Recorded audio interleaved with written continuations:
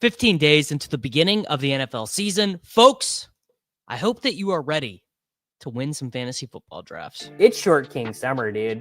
It just feels like no one in fantasy sports ever learns anything. Does he mistime it, or is Brock Bowers just a grown man? Brock Bowers is just a grown man. Dare I say, Rich, football might be back. In the words of Lane Johnson, this offense looks constipated. It's Short King Summer. All right, GM, everyone. We are drafting here out of the 6-hole on DraftKings. Best Ball Week continues, earning a bunch of tickets. Looks like they're doing a bunch of tickets. I believe that the offers on DraftKings are mostly personalized, but it looks like a bunch of my tickets are for Week 1 NFL Daily Fantasy Sports Contest. Fine by me. I mean, we are 15 days away from the beginning. How about that? 15 days away from the beginning of the National Football League season of DFS. Hope you got your showdown lineups ready. We're sitting at, dude, I would love to pick Jahmyr Gibbs. I would love if Lindsay 263 picking right ahead of me takes absolutely anyone, because I would, all right, well, whatever. We'll take Justin Jefferson. Sounds like Jefferson is about to return back to practice. There is a report going around that the Minnesota Vikings are looking to add a veteran wide receiver. Why would the Vikings want to add a vet wide receiver? Well, Jordan Addison is suspended for the first 3 games of the season. Jalen Naylor has an ankle injury. It seems as if Ty Felton not quite ready for prime time. Lucky Jackson, I believe, is the name of their other wide receiver right now. Their wide receiver 4. They have Tristan Jackson. No, that's wrong. Silas Bolden, Tim Jones, who was on the Jaguars last year, Miles Price, who I think went to the University of California. Now, they will play a bunch of 12, but like if Naylor can't go in Week 1, who is their wide receiver 2? I mean, I think we all know the team they should, or the guy that they should reach out to, is they should try and trade for Adam Thielen. How much is Adam Thielen making for the Carolina Panthers? A 1-year, $8.5 million contract. Were he to be traded, it would be $3.8 million of dead money this year, $4.6 million of dead money for the Panthers next year. That feels reasonable. I think the Minnesota Vikings should reach out. Honestly, I do. I think that Adam Thielen makes a ton of sense. But all that is to say, the news has not sounded that bad on Justin Jefferson. I know we got a weird report actually on Devin Achane yesterday. This was not someone associated with the team, but this was just, one of those guys on the internet who does injury analysis. And he said that he expects Devin Achane to maybe not be back closer to Week 3. So anytime you get into soft tissue stuff with the lower body, I mean, it's not great. I'll tell you that much. It's not great. Like, do I want Justin Jefferson to have a hamstring injury? Do I want Devin Achane to have a calf injury? No, I do not. Am I happy to select Devin Achane at the 19th pick instead of Bucky Irving? Frankly, I am. Look at what Zepdog did here, by the way. Chase Brown and Bucky Irving. Devin Achane still available. Bowers is still available. I'm taking Achane. I actually disagree with Karane about this. Karane and I talked about that yesterday. Yeah, I am just going to smash the button there on Devin Achane. I'm sorry, dude. Jefferson Achane is not really a start that should be possible. I for this start, I don't even care if Achane misses 2 weeks, 3 weeks, 4 weeks. On DraftKings, full PPR, 100-yard rush bonus, 100-yard receiving bonus, something that I believe Achane has done in his career. Let me fact check myself on that. Has Devin Achane had the receiving bonus in his career?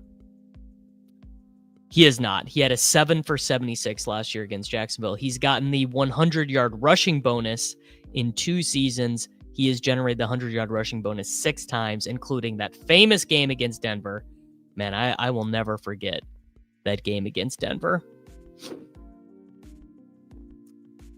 Karane's point about Achane, I actually disagree that it's egregious. I think it's very straightforward. I think Karane's opinion on Achane is very based in facts and data, which is you have a guy who was I mean, honestly, Jamal Williams level of rushing efficiency last year.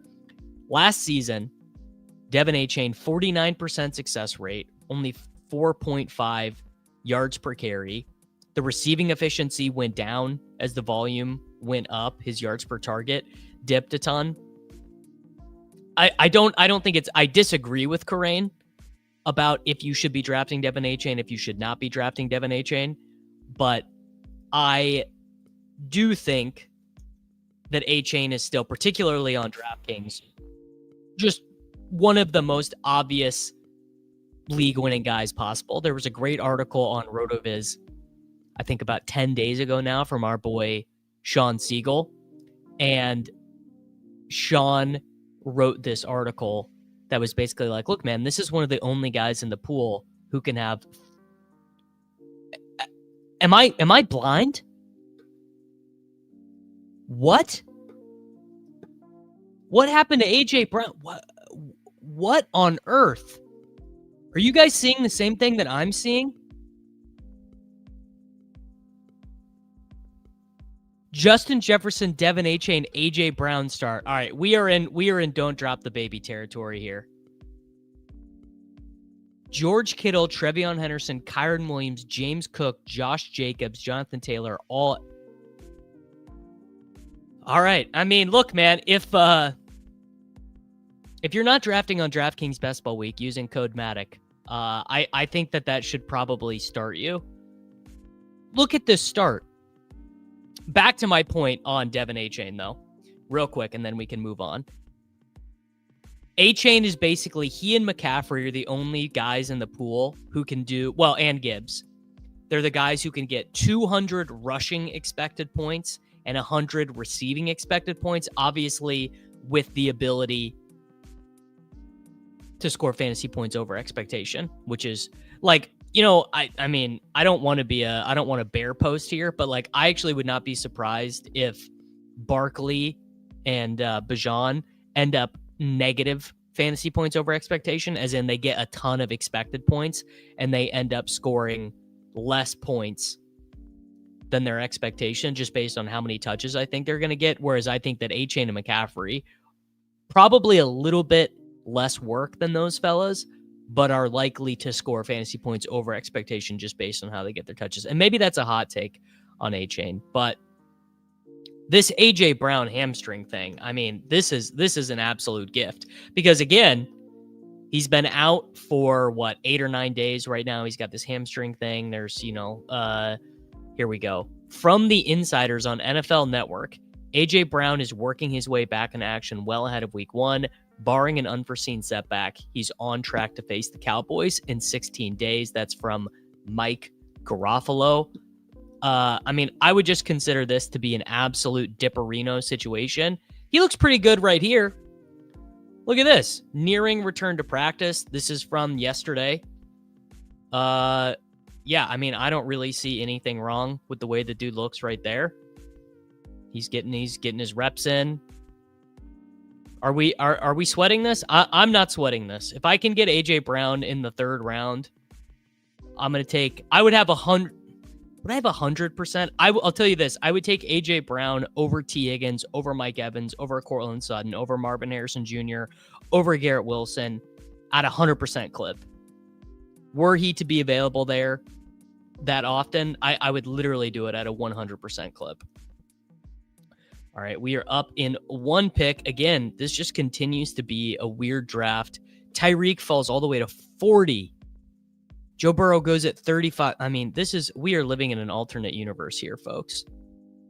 Am I about to take JSN at pick 43? I mean, I will take J. He's going to get auto-drafted here. Nope. All right. I mean, I'm just going to keep Dipperino slurping. Average draft position of 31.2. We just took him at 43. So we got a full round discount on AJ Brown, a full round discount on JSN, a half round discount on our 1st round pick of Justin Jefferson based on where he was going for most of the summer. Achane, I guess because Achane started out the DraftKings Best Ball Millionaire Maker contest so early, or so late, I suppose he's all right there. Yeah, we are okay. We are in firmly land the plane territory. Wow. Okay, so mental note. I believe this drafter behind me is auto drafting because he just took Lamar Jackson and Jaden Daniels. So I need to remember that, so to not try and push anyone around there. Jalen Hurts. Wow, Mahomes goes at 45. These drafters now. There's a little bit of a fake value thing going on here that we should be pretty clear about, which is if you are able to draft these super teams, everyone's able to draft super teams, right? You are going to we are going to get some teams in that massive, I think it's 1,056 people in the final on DraftKings, where you're going to be like, I cannot believe how insane some of these guys are. If you can get super teams, buddy, everyone can get super teams.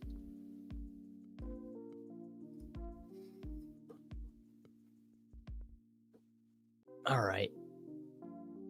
Well, I was hoping to maybe get Worthy round. I mean, I would take 5th round Breece Hall. Are you guys real worried about Breece Hall? At this stage, I just can't say that I think there's much of a reason to fade Breece Hall at these prices. Am I as excited about Breece Hall as I was a month ago? No. I mean, I do think you are going to see Isaiah Davis play. I do think you are going to see Braylon Allen play. I do think Justin Fields is going to struggle a little bit. But comparing him to guys like Kamara, honestly, even comparing him to Kenneth Walker, Walker is going to clearly split time with Charbonnet.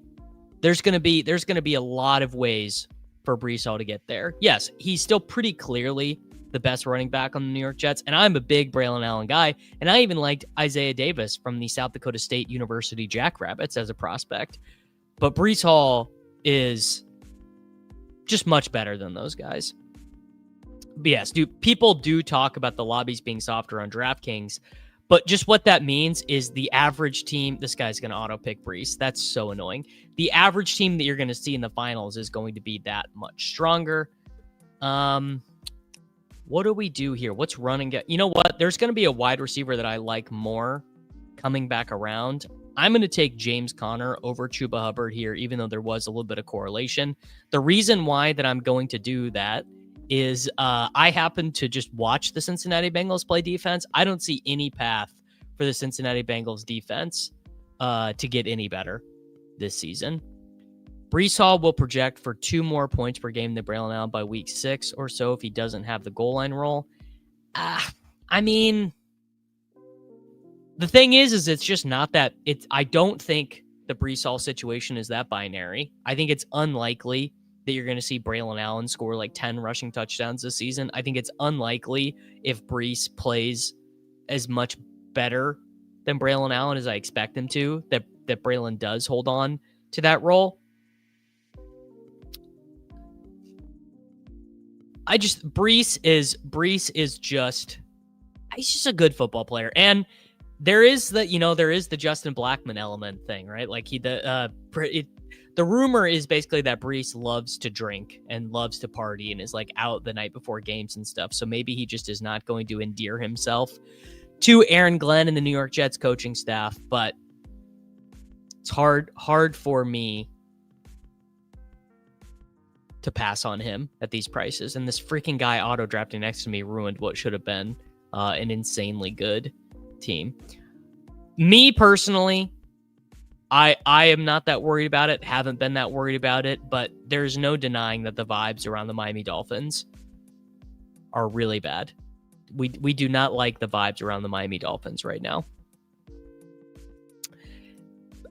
Based on the stuff I've heard, yes, there is validity to the idea that Breece likes to drink too much. Scott Barrett, our boy Scott Barrett from Fantasy Points, has been very hip to that.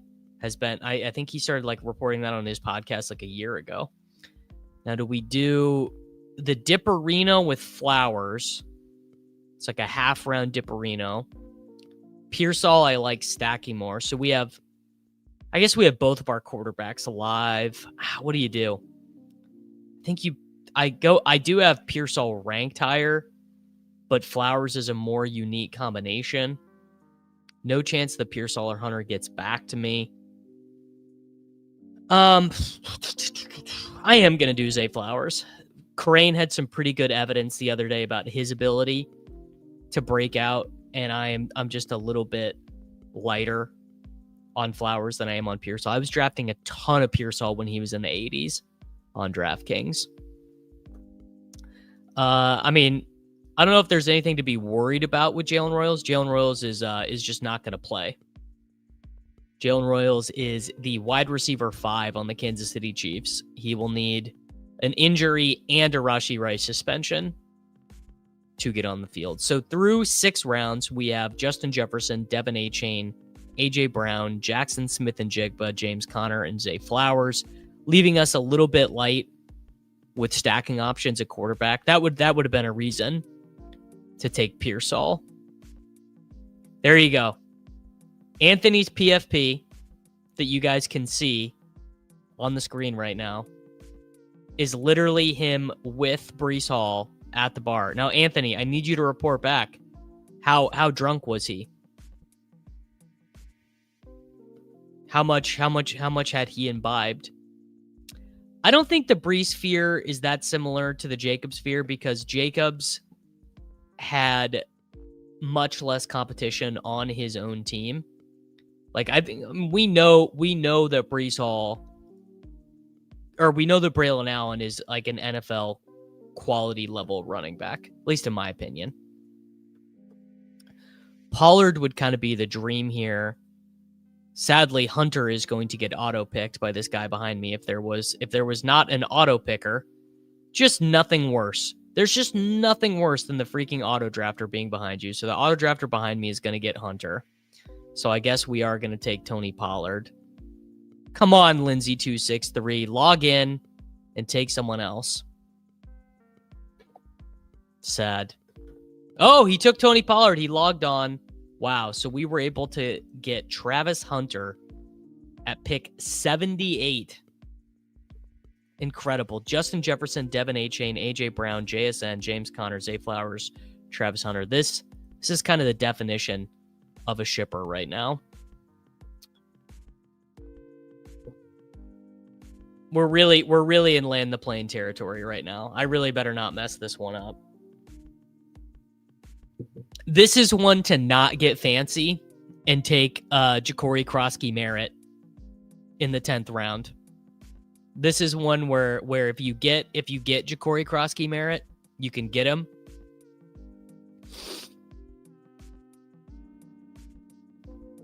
Breece bounce back. Yes, this is actually a very good point. Breece did bounce back from that ACL very quickly. Seems like a pretty serious pro player. I agree. I agree with that. See, I see, Nick, I disagree. I do not think this is a JCM team because you do not need it. You don't need any extra upside on this team. This team has upside built in. I have not talked about Drew Davenport's thread on Rashee. I can pull that up. My takeaway from it was that it does seem like he probably is just going to get a 6-game suspension. But we can pull that up after this draft. Do you pick more ADP fallers with a start like this or go for more correlation push-ups? I think in general, I mean, this is just good advice in general, is you're just going to end up with way more super teams when you take ADP fallers. More and more saying that every team is a JCM team. Well, that I do agree with. There you go. Colston Loveland goes at 85. I'm going to end up being able to get Matthew Golden on this team. Look at this. Loveland, Ingram, Warren, Andrews, Hawkinson all go. That's so funny, man. What do we do here? Jalen Warren, Josh Downs. Honestly, Addison kind of makes it. Well, no. Let's do Jalen Warren. We'll do Jalen Warren. Take our vegetables there a little bit. Should be able to cover if Achane does miss a couple weeks. That was an adult selection there. There has been an update on Darnell Mooney. There was an update a couple days ago that said that he was trending in the right direction. I honestly just wanted, like, this guy has been in every live stream on the entire internet for the last 3 days asking, do you keep Josh Allen or Derrick Henry? And what I'm wondering is this an AI script? It almost has to be a guy running on AI, like testing out like a bot or something. And it's very funny. Okay. So that was the first pick we made that was not like a huge smash. We have Lawrence live. We probably are going to skip this quarterback window. That was a really interesting... Why did all these guys take these tight ends consecutively? I mean, taking Caleb and Love on there, I mean, I don't think it's great, but I think it's defensible. But that was a weird 5 straight tight end room with Loveland, Ingram, Warren, Andrews, and Hawkinson going. I wish that this guy would have been a little bit less hip. I am definitely going to end up being light at tight end on this one. So what we're going to do is we're just going to we might even take 4 tight ends on this team, actually, kind of depending on how the draft falls. Wow, a wild Scattaboo at 99. Wow, my boy just became a dad last week and says, I'm incredibly lucky to have the kid after draft season. Well, we are going to see about that. So I would like to take the ADP faller in Baker here, but like literally, what is the point? I don't think there's any point in selecting Baker Mayfield on a team that doesn't have Evans, Igbuka. I guess I could take Godwin and Otten. What pick am I at? Yeah, you know what? Let's do it. We'll take a Baker Mayfield, and we're gonna take Chris Godwin later. That's a 20 spot discount there. I see. So you guys are saying Addison. I actually don't think Addison makes a ton of sense on this team. Obviously, he's the huge ADP faller there, but we had a much greater positional need at quarterback, and that is a corresponding greater value. And also, we might just get Addison on this team. Like this room has been insane. We might just get him. I think Mayfield was much better there, though. I mean, Mayfield went after Drake May in this one. Like, quarterbacks are just going... They're just going insane. And that's a position you don't want to be caught out at, right? With Breece falling, do you take wide receiver and try and push him? I mean, my advice in general would just be to try and push most guys. Yeah, it's the O symbol of death for Addison. Like I said, like, dude, there's a chance he comes back around. And yes, this is the other point, is because Hurts was gone and because Lamar was gone, I had fewer quarterback outs than normal.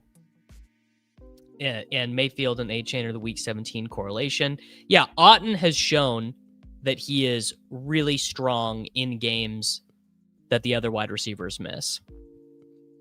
I would assume that a reason that a lot of the people on DraftKings are bad at drafting is that they have never thought about best ball at all. They just got a ticket, or they just saw the best ball stuff in the lobby and they hop. Like they're just not best ball drafters.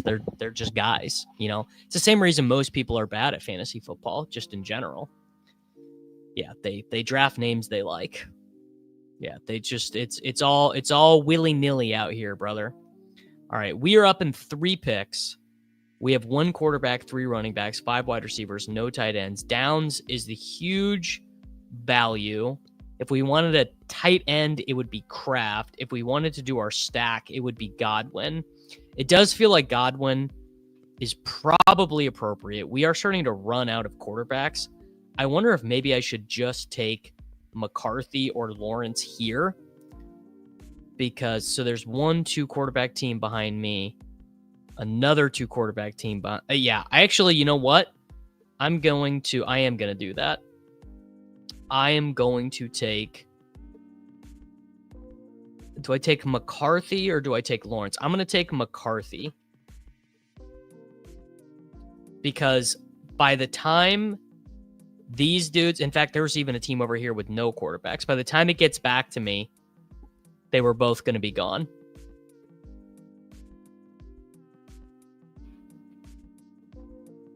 Would love to see some breakdowns on late tight ends in crowded offense compared to guys we expect to have I mean, I don't know. I don't know any more than you do, really, about late tight ends, because the late tight ends are how many touchdowns do they score?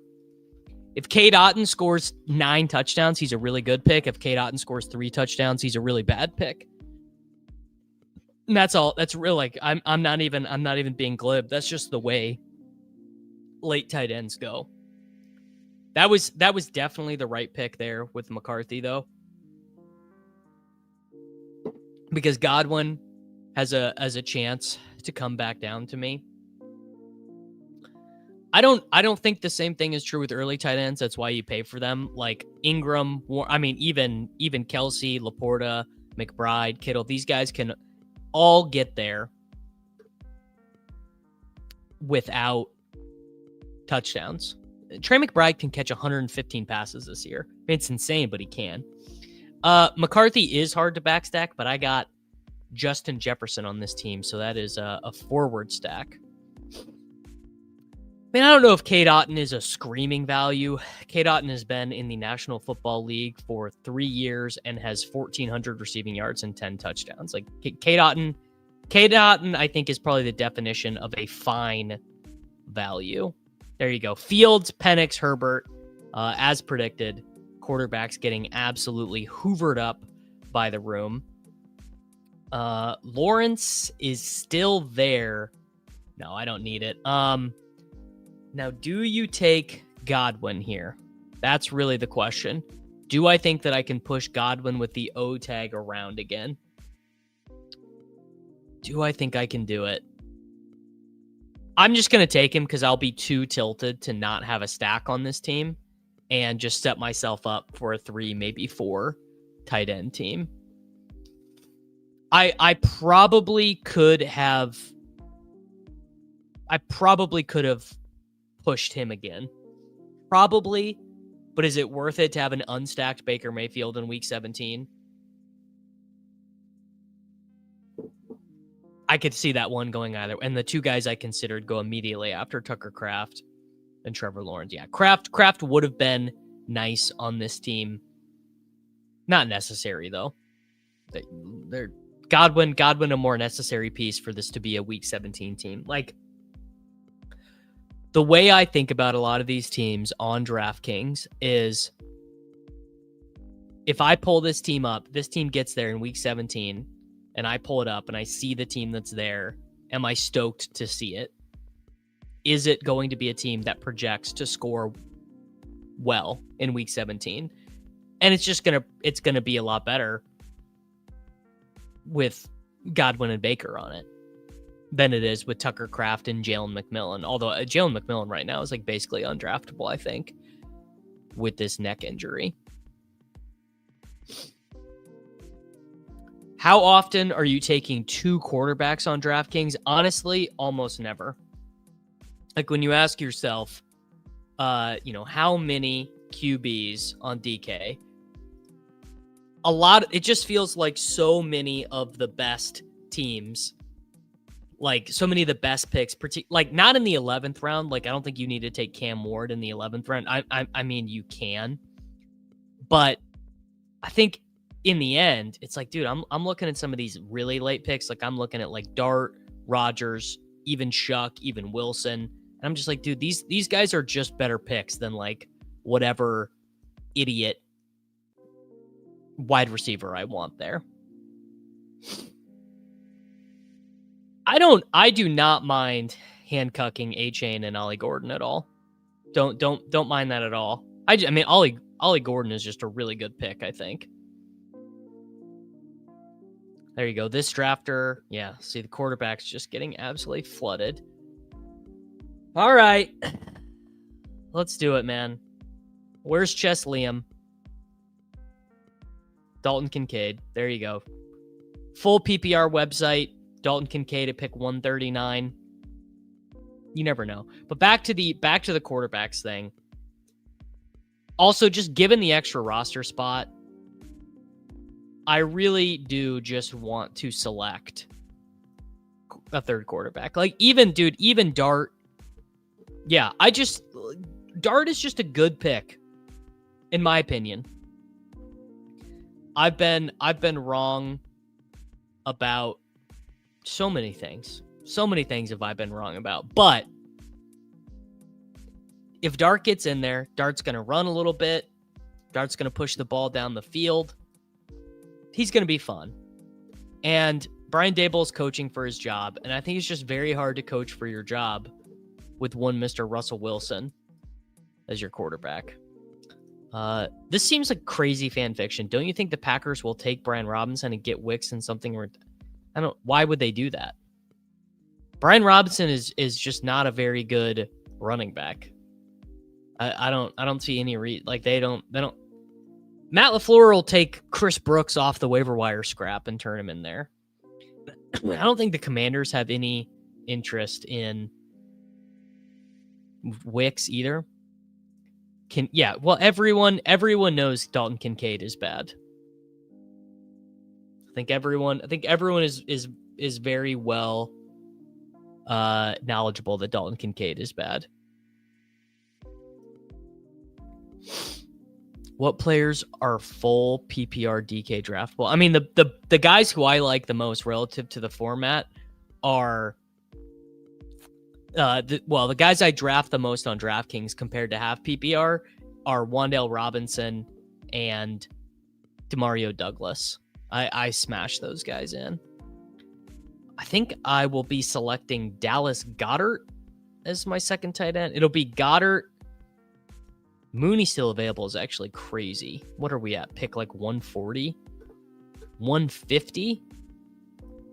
Man. Do I take Mooney? Yeah. I'm Dipperino slurping there. I don't even really like Mooney, but Mooney at 150 is actually wild.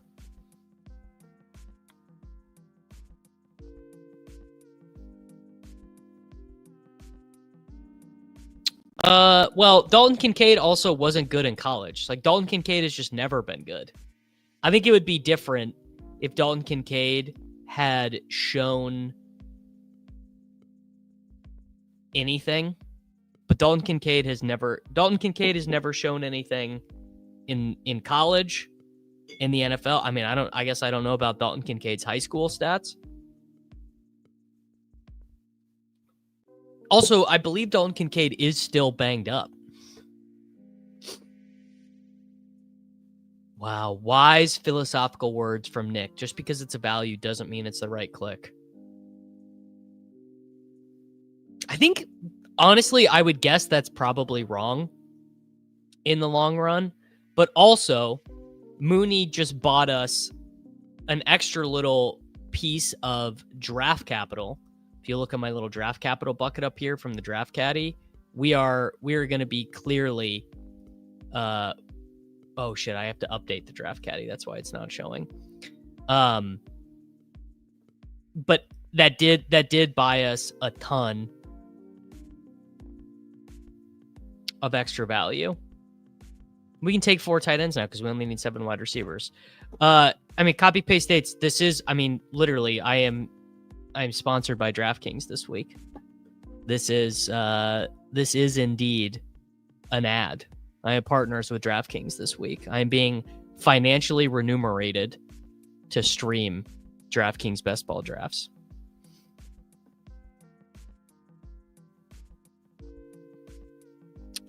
It's not the game against Florida you're thinking of. You are thinking of the Dalton Kincaid game against USC. Was the one shining moment of Dalton Kincaid's career. He played for 3 years at Utah, and he had one really good game against USC. He went 16 for 234. And that was really the only good game of his career. All right, now we can select Hunter Henry. There's no reason to take Otten right here, is there? Yeah, bang. Hunter Henry will be selected as our second tight end. Chillin'.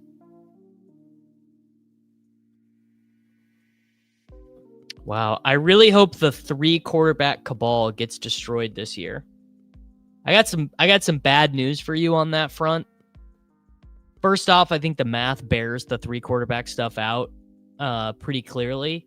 But also the problem you're going to run into is most of the people who are doing the 3 quarterback stuff are good drafters. And if they just run at like expectation this year, they're going to smoke you.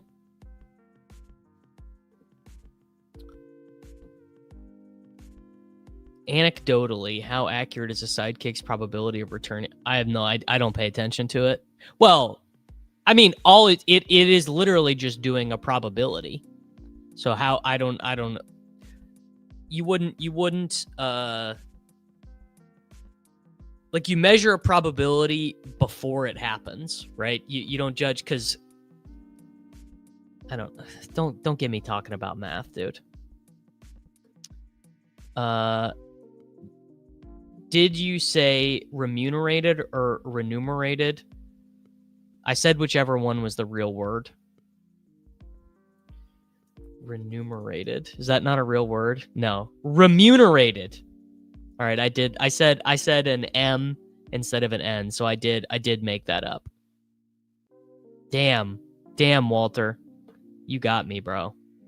Smoked my ass. Now, we are picking at what? We are picking at 174. So the whole team comes down to, can we get Cade Otton?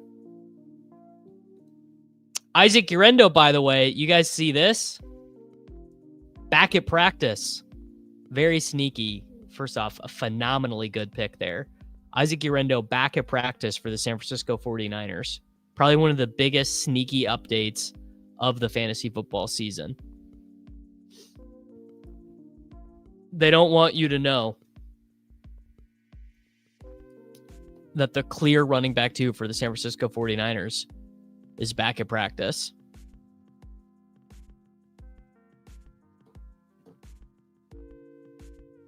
He is also my most drafted player, Isaac Urendo. Urendo truly should be going with these guys right here. Urendo should go ahead of Jaden Blue. Really, he should. Okay. Update on the team as it stands right now. 2 quarterbacks, 4 running backs, 7 wide receivers, and 2 tight ends. Baker Mayfield, Devin Achane, James Conner, Justin Jefferson, A.J. Brown, Jackson Smith-Njigba, Dalton Kincaid, Zay Flowers, Travis Hunter, Jalen Warren, J.J. McCarthy, Chris Godwin, Darnell Mooney, Hunter Henry, and Isaac Urendo. We have 5 picks remaining. Dang. All right, Cade Otton went. Cade Otton went to, whatever. It's fine.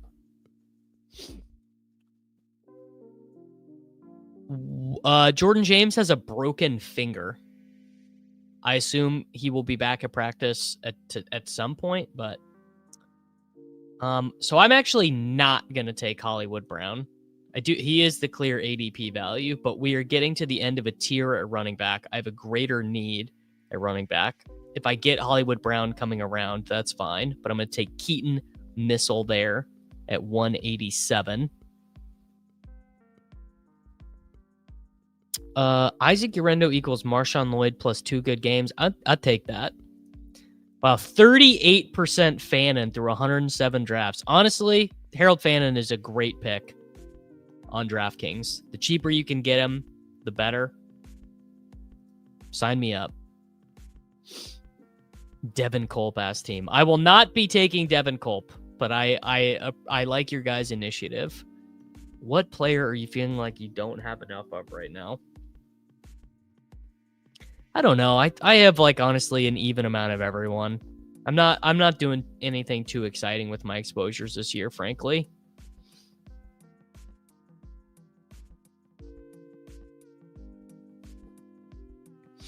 If the Vikings or Niners end up trading for a vet, well, for the Vikings, it will be Adam Thielen, right? I mean, isn't that just like absolute lock?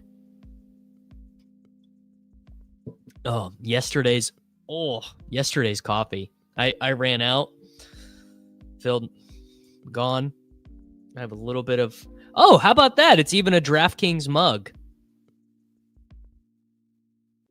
But I ran out of coffee. Oh, but that was not good from yesterday. Too strong. Way too strong. Yeah, Kelsey is gonna smash this year. Amari Cooper hasn't been signed because he is completely done. I think he just has like absolutely no juice left. Wow. I mean, are we gonna get Hollywood Brown at like pick 200? What is going on? I guess he's got the Q tag.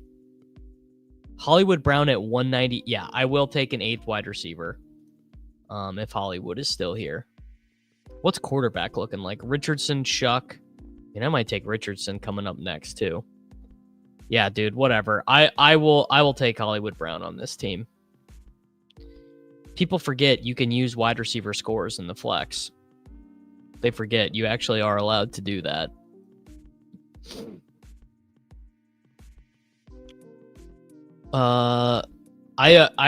Buddy, we literally did a marathon stream last week. I streamed for 7 hours, 53 minutes, and 29 seconds with Evan Silva, Ron Stewart, Sam Sherman, Nick Ercolano, Drew Dinkmeyer.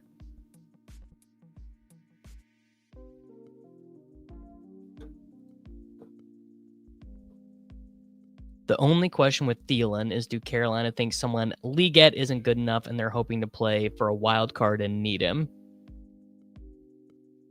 I mean, they have Coker. They're fine. They have 4 wide receivers they like.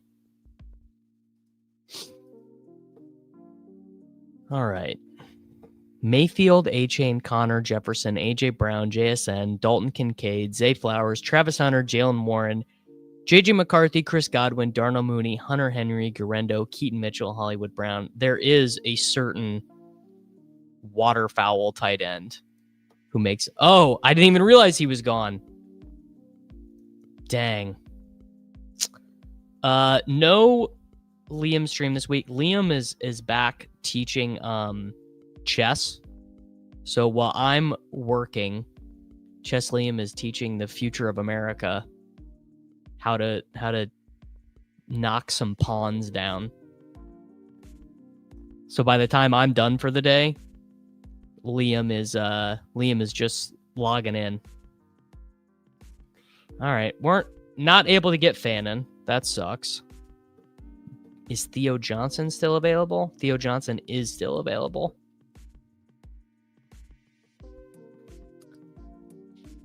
All right, let's take him. I don't know why the sidekick is telling me to take Freiermuth, but I'm not doing that. Theo Johnson is a way better pick than Pat Freiermuth, in my very humble opinion.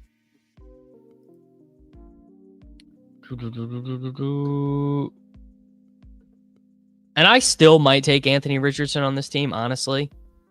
Like, dude, 20th round Anthony Richardson.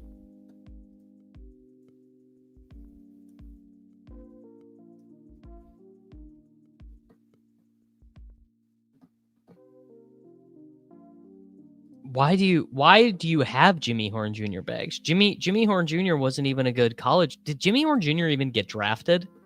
Did Jimmy Horn Jr. does he even played in the preseason? Tell me how you arrive at having Jimmy Horn Jr. bags. That's like having Jimmy Horn. I guess maybe he could make it over David Moore. Maybe he could be the wide receiver 5.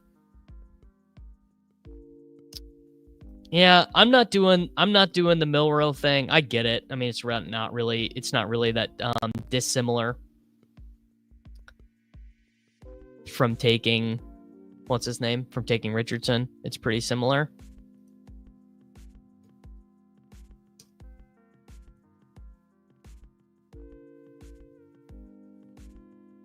Yeah, Tommy Fedone is kind of a real one. As a Colts fan, the Anthony Richardson news yesterday stunk, but now I think it's even more likely that he's playing during the money weeks. I mean, I don't think that particularly, but I mean, Daniel Jones sucks enough to get benched. Daniel Jones also has been injured a ton.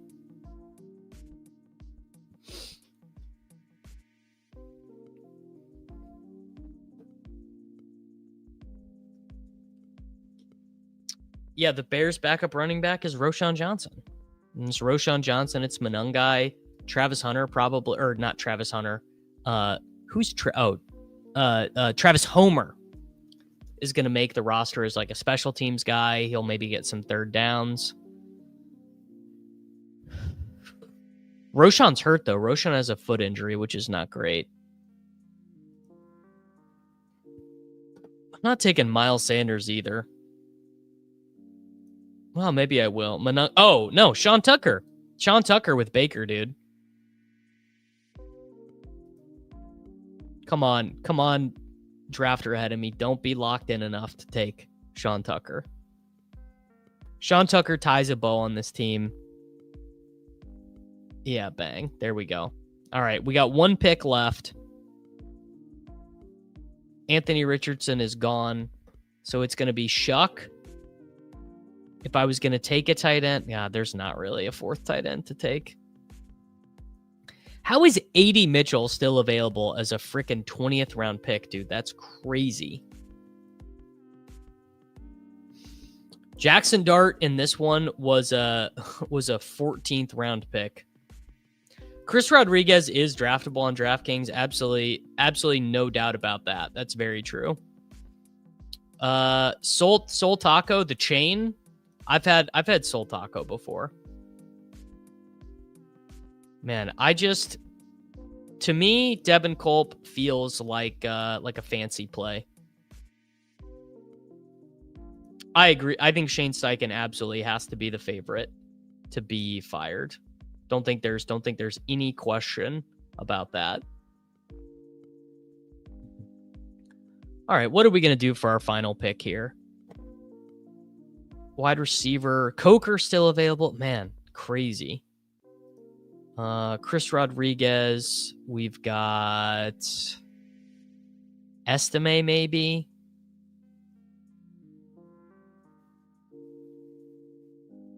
God, I wish there was any sort of rationale to the way these things were organized on DraftKings, but like the ADP doesn't work. ETN is actually definitely draftable. ETN's actually super draftable. Phil Maffa is draftable.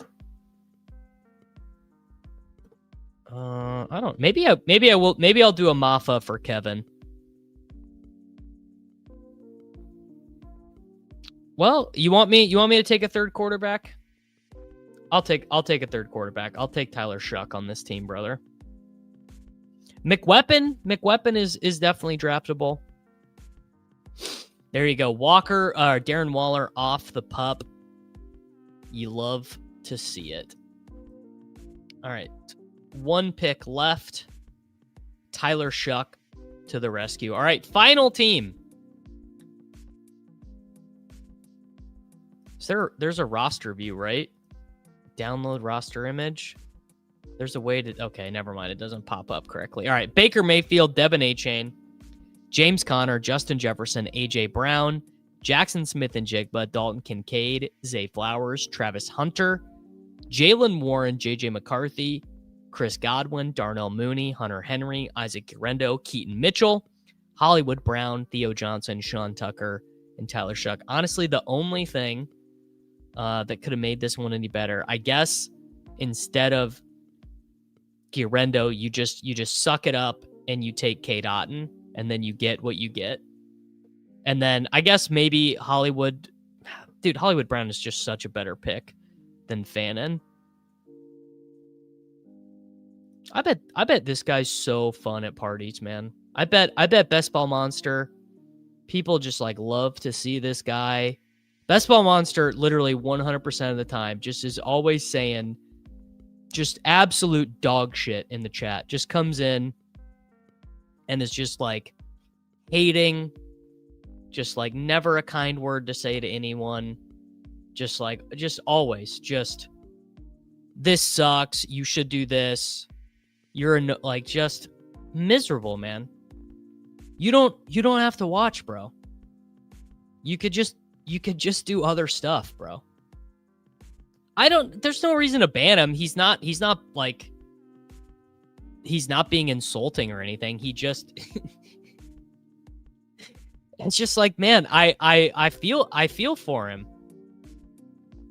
I'm just like, come on, bro. Go just do something else. Go read a book. Books are free, dude. You could go, Best Ball Monster, you could go to a public library, get a free book, enrich yourself, enrich the world around you, man. Come on. Wow. Oh, pain me, dude. Jahmyr Gibbs. Bang. Yes, I know you're complaining, but what I'm telling you is that every time you come in a room, you're just always complaining about something. You're just always complaining or poking or just like, come on, man. We're having a great best ball summer. We're enjoying ourselves. We're having a good time, dude.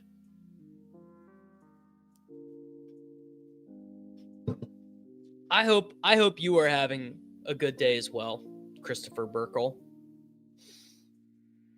In positive news, my boy Justin just won a bid for Keandre Lambert-Smith in his Dynasty League. There you go.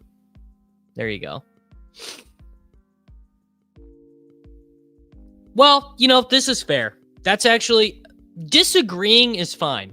I think disagreeing in a best ball stream is the nature of what we do. I think we all disagree with things that the other people that is actually like kind of literally the point of these drafts.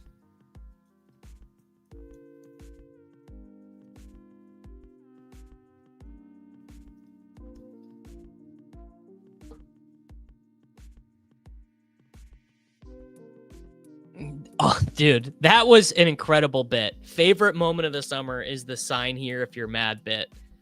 Oh, yes, that was incredible. The best bit has to be Jacob explaining the blind seal bit. I do not have very many left, MacNova. I think I only have about 20 DK milli drafts left. This is a good question. Wonder if the Gibbs 101 guys have ever actually taken him 101. I would guess Gretsch has taken him 101. I would guess Sean Siegel has taken him 101. I would guess Evan Silva has not taken him 101, but just because Evan hasn't done that many drafts. It's a good question, though. Wow. Did an FFPC slow draft and JCM is on waivers? Is this for the main event or is this for the 350? The big gorilla, Mr. Brad. This was the worst bit of the summer. Worst bit of the summer was Reeves telling me that Xavier Worthy was Chris Hogan. Worst bit of the summer. There you go. Ashton says he's seen several people taking him 101. I've taken him 1-2 a bunch.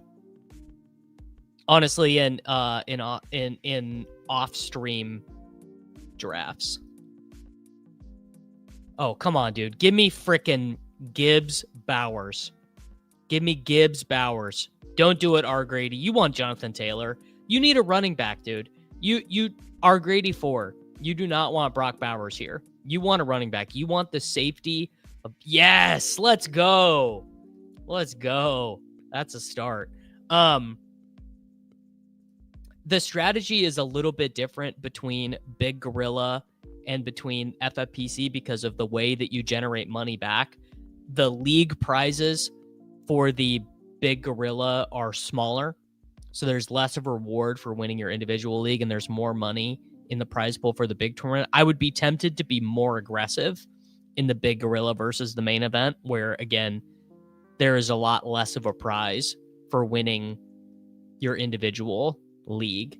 So I would say I would go pretty aggressive on JCM and waivers, like between 600 and 700 fab dollars for the big gorilla.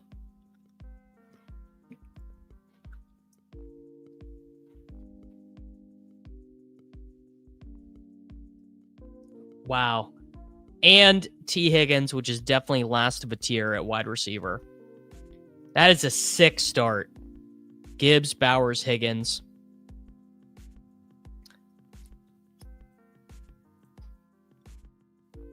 Steichen literally didn't have a decision that wouldn't get him fired. I mean, I disagree. I disagree with that, but maybe you could argue that I don't know ball. I think that there is, I still believe that there is a player left in Anthony Richardson. I don't know how he accesses that player. Like I really don't know how you get there.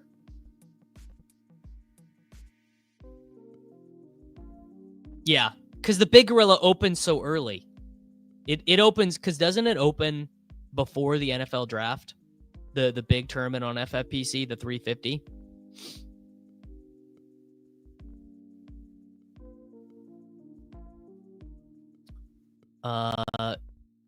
Daniel Jones is objectively, I mean, we've seen a lot of Daniel Jones. Anthony Richardson had 491 dropbacks in college. Daniel Jones has started 69 NFL games. He averages 6.5 yards per pass attempt, 6.1 adjusted yards per attempt. He's thrown for 70 touchdowns, 47 interceptions. As a rusher, he has also lost 50 fumbles. Let me reiterate that again. Daniel Jones has thrown 47 interceptions and lost 50 fumbles.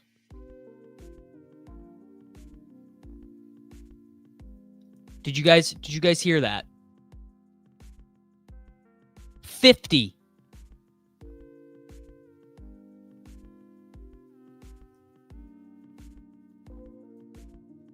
That's a real number. Oh, you're saying it's a fake stat. You're saying it's can't, Davis, that cannot possibly be true. Daniel Jones hasn't lost 50 fumbles. There you go. 19, 10, 7, 6, 4, and 4. 50. 5-0.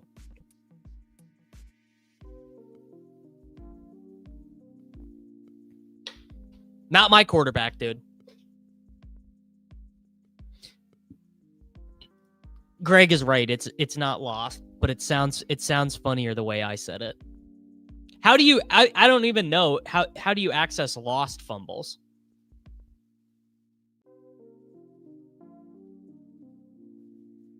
Look, man, even if it's not lost fumbles, how are you defending 50 fumbles on the ground, period, dude?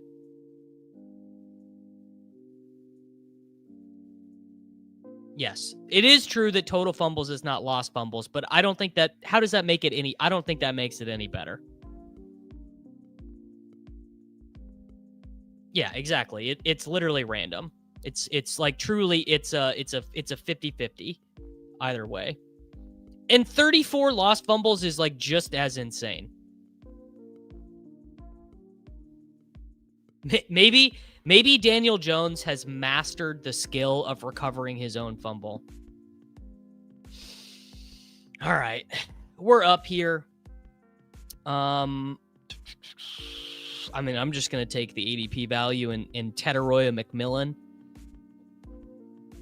Slight ADP value. Fair enough. 50 lost implies a lot more not lost. That's true. There you go. So well, it's actually funny that it's 26 because that's like exactly 50-50.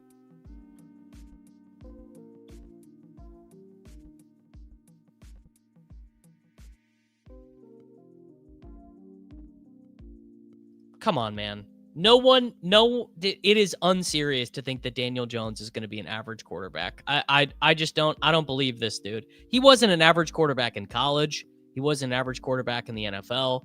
This dude, what do you guys think? What do you guys think that Daniel Jones averaged yards per attempt in college? Because it's not good. 6.4 yards per attempt in college. In college, this dude had 52 passing touchdowns and 29 interceptions.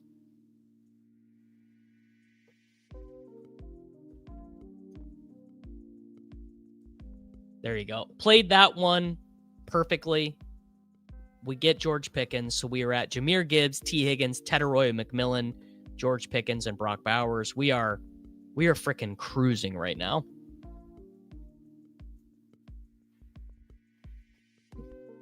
Sure, he can be, I don't know, he can be a fine fantasy quarterback, but they are not winning any games with this dude.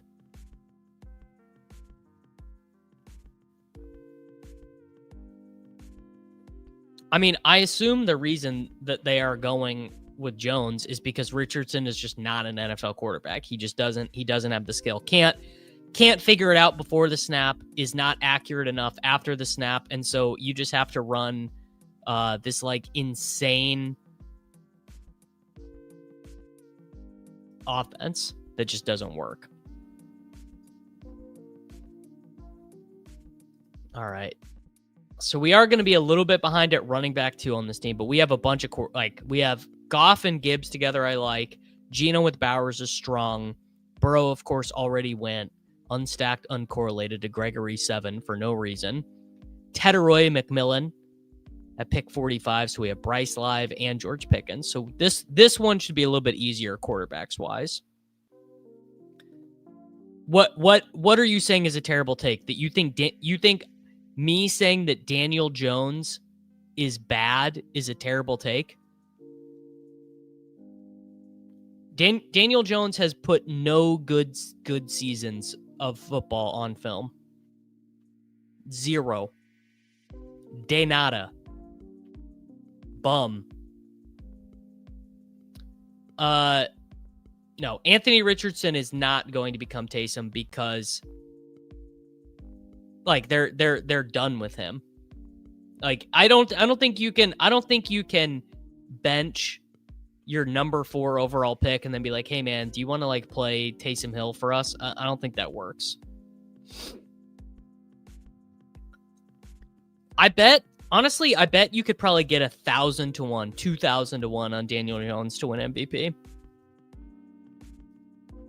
How high does the Emeka Egbuka price have to get for you to no longer slurp the Toporino?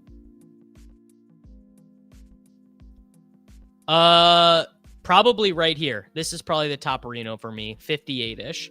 Oh, don't get me wrong. I would love for Anthony Richardson to be an NFL quarterback, and I think the organization has failed him. But also, Anthony Richardson can't complete like 6-yard crossers, which just seems bad. Now, do I take Pollard because there's a huge tier? I am going to take Pollard because there's just a massive tier break at running back here.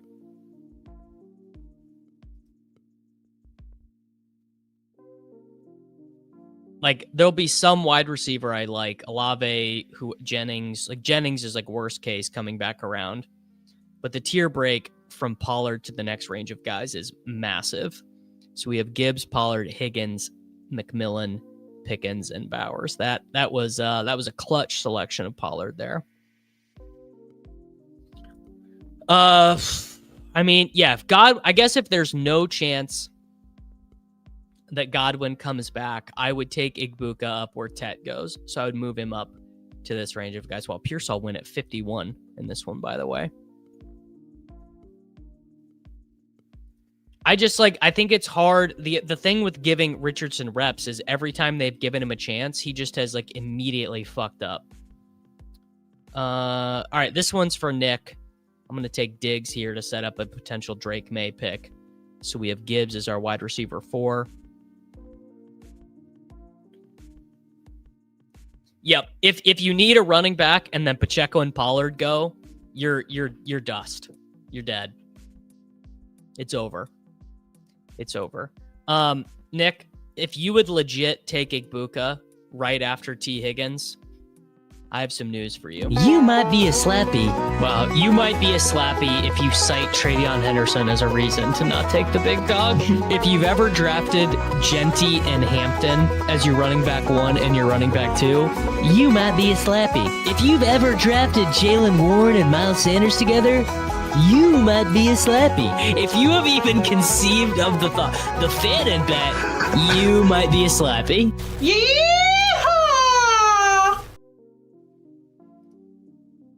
no, Baker might be a kingmaker, but you're still a slappy.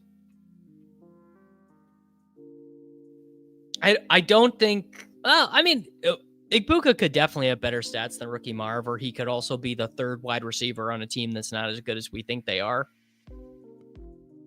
because they lost Liam Cohen. It's possible. There you go. Mayfield goes at 78 in this one. I got Mayfield at 102 last time. First time seeing the video, typically audio only. Worth the watch. High review. Look, everyone agrees with you, Tyler. Not one person watching this video right now disagrees with you that Anthony Richardson should be starting for the Colts. Maybe, honestly, maybe Ben Gretch. Gretch is sick of Anthony Richardson stuff. But I think everyone absolutely agrees with you that the Indianapolis Colts should be starting Anthony Richardson. But to say that Richardson has held up his end of the bargain in terms of working diligently, learning the offense, all that stuff, Richardson has not held up. Honestly, both sides of the party have not held up their ends of the bargain. Bill went at 701 in a big gorilla yesterday, and someone in the chat was making fun of him for the rest of the draft. That guy was probably tilting. He didn't have a chance to take him. Probably just like big time tilting. Like, dude, come on. Bill just went in this one.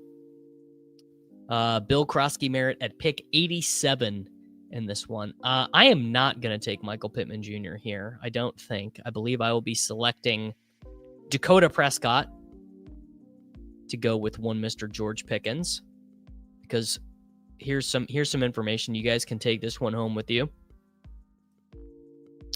Dakota Prescott, welcome to the team.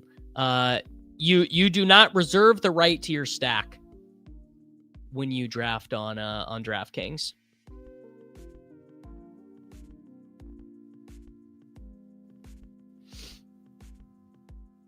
GM to my fellow nerds. I mean, I think everyone agrees with this, that taking a play off as a quarterback and being called out by the captains on the team. Yeah, I think everyone agrees that was the inflection point.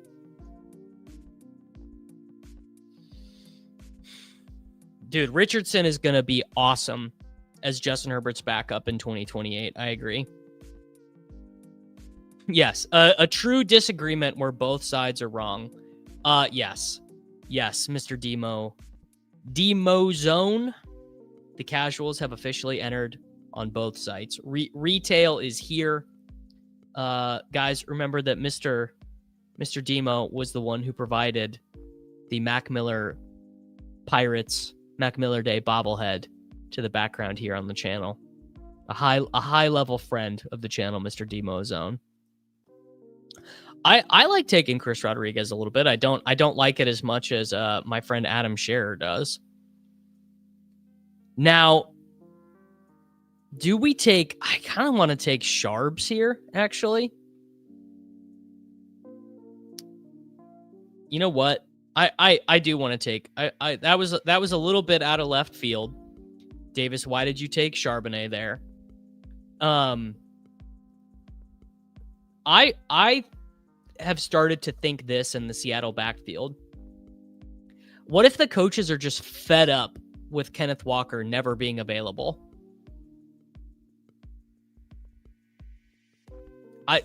That run game has looked so good in the preseason. Like, what if the coaches are just over it? So I don't have a ton of Charbonnet at these prices. Yes, this was the tweet that got me thinking about it. Levitan just did have a great tweet about Charbonnet 45 minutes ago. I don't know. Do casuals enter slows? Are any of you guys more casual fantasy football players or best ball players watching this channel? Do any of you guys enter slow drafts? If you're more like, if you guys are like, oh, you know, I'm only going to do 100 best ball drafts this off season. Do slow drafts. I'd love to know.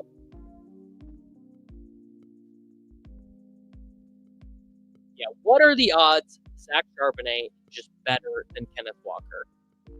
I mean, 25% feels high because Walker is such a home run hitter. You know? Yeah, Guerrero back at practice methodology. It's the bet. C-Rod was not cut last year. He was behind McWeapon for a little while, but I believe he reverted to the practice squad. Goulash says casuals do slows. When I was new to best ball, I strictly did slows to have more time to think through picks. Smart. I do slows at the beginning of draft season to exploit ADP value. Very low. Walker was elite in broken tackles. Sharps is better at staying healthy. A great point here from Fresno Kid. You're calling... Fresno Kid says 100 drafts is casual. A great point.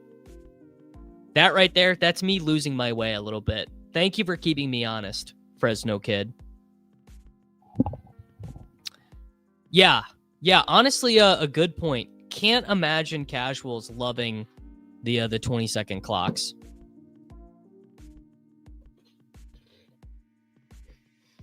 Imagine being me, knowing that I'm going on this this microphone.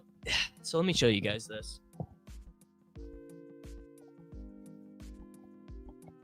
Something is wrong with the microphone, and I can't.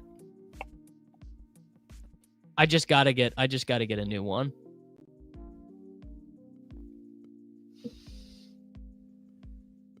I think doing slows early in the summer is fine. I'll tell you what I do on DraftKings is I just start entering slows one a day starting in May.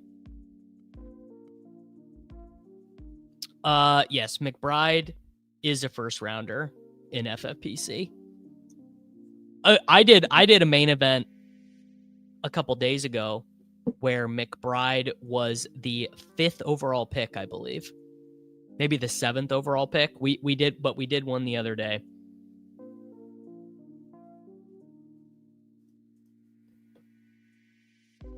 All right, we're up. Wow, Josh Downs is still is he going to get snapped off right here? I mean, I would love to take Josh Downs right here. Come on, R. Grady. There you go. 4th overall. Yes, he did go before Bowers. Wow, Joshua Downs. All right, sick team here we have brewing. A 1-3-5-1. Dak Prescott, Jahmyr Gibbs, Tony Pollard, T. Higgins, Tedderoy McMillan, George Pickens, Brock Bowers, Stephon Diggs, Zach Charbonnet, and Josh Downs. Did Drake May already go? Yeah, Drake May went at 103. Okay. Wow, Josh Downs at 117, huh? DraftKings drafts are like a box of chocolates. You never know what you're going to get, man. It's true.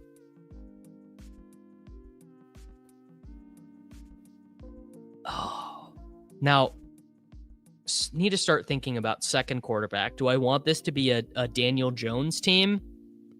Do I want this to be a Bryce Young team? I'm not going to take Trevor Lawrence here. I'm not a huge scatterbro. Bigsby. The thing is, there's just not like an obvious ADP value here. Yeah, you know what? I'll be a scatterbro. Sure. Could take Jackson Dart with him. Where are you guys at on Scatterboo? I'm having a real hard time with Scatterboo. He has so many of the things that I like out of a prospect, and then so many things that I don't like about prospecting. Like, dude, he caught so many passes. He caught 69 passes in 2 seasons. He was really efficient rushing. Like, he was awesome. He had those crazy good games in the college football playoffs. But his competition is so light.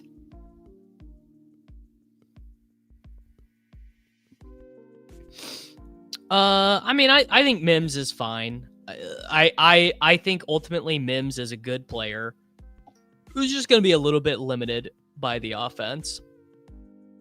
Scatterboo and Debo are my biggest fades. I was kind of fading Debo for a while. I changed my mind about that.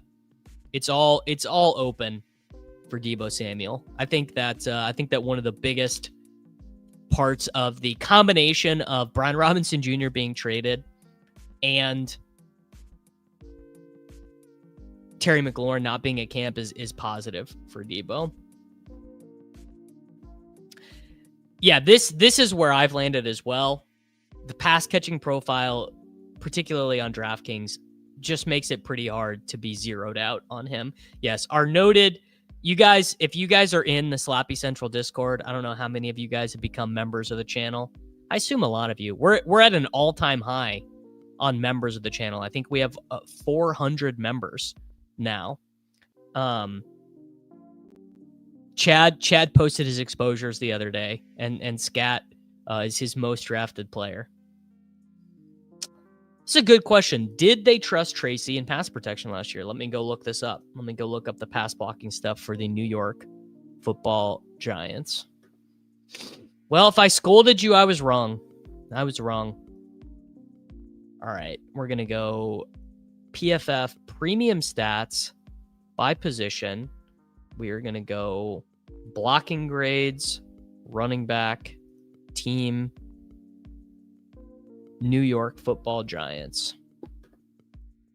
We'll go regular season 2024. GM, Mr. Beefcake. All right. Tyrone Tracy led the team in snaps and in pass blocking snaps. He was asked to pass block on a lower percentage of plays than Devin Singletary. Devin Singletary was a lot better at pass blocking than him. But I would say based on these numbers I'm seeing, he was fine. You know, not gonna say he's dead, but I would say Scatterboo projects to be a much better pass blocker and much better passing down back than Tracy. I completely agree with this, is that Tracy does seem like a super replaceable player for the Giants. He's a former receiver who is not particularly good at catching passes. We are going to smash the button on one Mr. Bryce Young with Tedderoy McMillan, assuming that he does not get selected before. There are so many auto drafters on DraftKings. I've noticed that as well. All right, Bryce Young. Welcome to the team, Dakota Prescott and Bryce Young as our two guys there. Do we think there is any chance that Geno Smith comes back around to at 165? Honestly, it'd be hard to not have a better season than Marvin Harrison Jr. had last year. Like, he's going to have better target volume. Scatterboo could catch 60 passes probably. I think there's quite a bit to win, frankly, with Scatterboo if he earns that role. I don't want to take Tootin on this team. Is there a tight end? I could take Goddard right now. I guess I have Bowers, so I don't need it. I'm gonna take. Is Merritt gone? Oh yeah, he's way gone. I'm gonna take Byshell Tootin. Tootin over Bigsby, dude. Slaps back. Davis, you might be a slappy. Maybe that was bad. Sometimes you just got to do what you feel. I have drafted Wilson and Dart on the same team when getting boxed out at quarterback. I don't know. I'm not a huge fan of this move. I think it's fine. Again, it's more of like, do you want to advance, or do you want to give yourself an extra piece to win in week 17? And I could hear it either way. Yes, this is exactly the TLDR on Scadaboo. He's almost certainly the better. It's so funny because, again, Tracy was a converted receiver, but just the way running backs catch passes and the way that running backs are used is that he is a better running back pass catcher, and he's way bigger and way stronger. They were taking Tracy out for Singletary last year. By the way, 15 days to the start of the season, the Texans have not traded for Singletary, so I don't think that's happening. Yesterday, you said you don't spend much time reviewing individual best ball teams. Do you take review to your portfolio on a macro level more often? No, dude, I just draft and pray. I know the type of teams I've been drafting. I'll tell you what I do is I spend more time making sure my rankings are correct. Because as long as I have been thinking about my rankings, then my teams should mostly be fine. That's kind of the way I think about it. Like, as long as my play, like, because, I'm in so many slow drafts. I'm in, 300, 400 slow drafts at a time. Then the rest should basically take care of itself. But I think it's kind of a waste of time to go back and look at old teams and be like, oh, dude, look at the crazy closing line value. Like, I don't know. It's just not for me. Texans just waiting for roster cuts and praying Mixon comes back. No, I think they're just like, dude, we got Nick Chubb. We drafted Woody Marks. We have Damian Pierce if we really need him. These are our guys. Let's go. I don't think anything can really be bullish for Wicks. Wicks himself is also injured right now. So combination of being bad and injured is bad. Don't want that. What stand are you most confident in, and what take are you most worried about? I mean, the stand I'm most confident in, Xavier Worthy will just like easily be a top 15 wide receiver in fantasy, score a bunch of touchdowns. Stand I'm most worried about, Ashton Jeanty over Derrick Henry. There you go. Those are the stands I'm most worried about. Could take Stafford, could take Dart. Dart actually makes a little bit of sense on this team. I don't really want to take Hunter Henry. Don't really want to take Chig. What's there at wide receiver? Is Darnold available? It's kind of a nothing pick here. All right, I'm just going to take Urendo. Can be done at running back now. Good Harold Fannin Jr. team. No. There's nothing to be worried about with Byshell Tootin. Either it's going to work or it's not.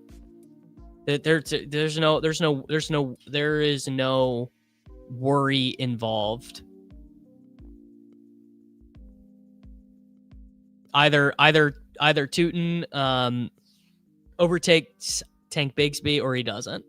That just is what it is. Same thing as like a lot of things I did last year I didn't think were good, but I drafted a ton of Blake Corum last year. You're like, well, sometimes that just doesn't work out. Sometimes the starter doesn't get injured, or the starter plays better than expected, or the offensive line block, just like whatever. Taking Tootin a lot is clearly very good, but it doesn't mean that it's going to work. No, I did not see the latest Harbaugh shout out to Derrick Henry on the Coach Big Index, but I bet Jim Harbaugh absolutely loves Derrick Henry. All right. I just don't I'm just going to keep taking Hollywood Brown. All right, dude. You know what? Actually, I'm just going to do a reach. I took Bryce Young. I'm going to take Jatavian Sanders. Get the double stack. I mean, a reach in the 15th round, whatever. Could have just taken Hollywood there, but I wanted a second tight end. My positional stuff is fine. There are multiple other wide receivers I can take late. And I'm not sweating the micro differences in price here. Really, honestly, really at all. Particularly on DraftKings, I think there is much less of a reason to be like micro worried about cost in round 15 on DraftKings. That's just my opinion. I'm sure you could get other opinions out there. I would put Derrick Henry in the category with greats like Jim Brown, Barry Sanders, Walter Payton, and Eric Dickerson from Coach Harbaugh. I mean, I guess I would probably agree with that. I don't have much of a pushback to that. Let's see what those guys did at age 31. Barry Sanders was retired after age 30. Let's check Jim Brown. Jim Brown did not play at age 30. Interesting. All right, let's go Walter Payton.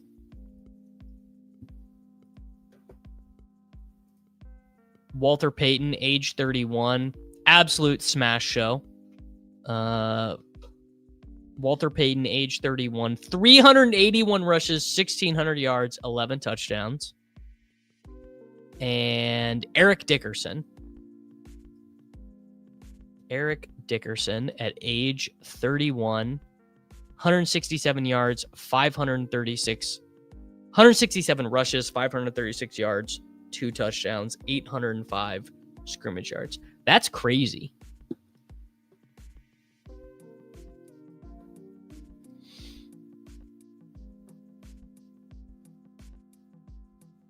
Adam Schefter, yes, there was a Drew Davenport thread I meant to bring up here. I'll pull it up right now. Drew Davenport thread on Rashee Rice here. I'll even timestamp this for the boys later.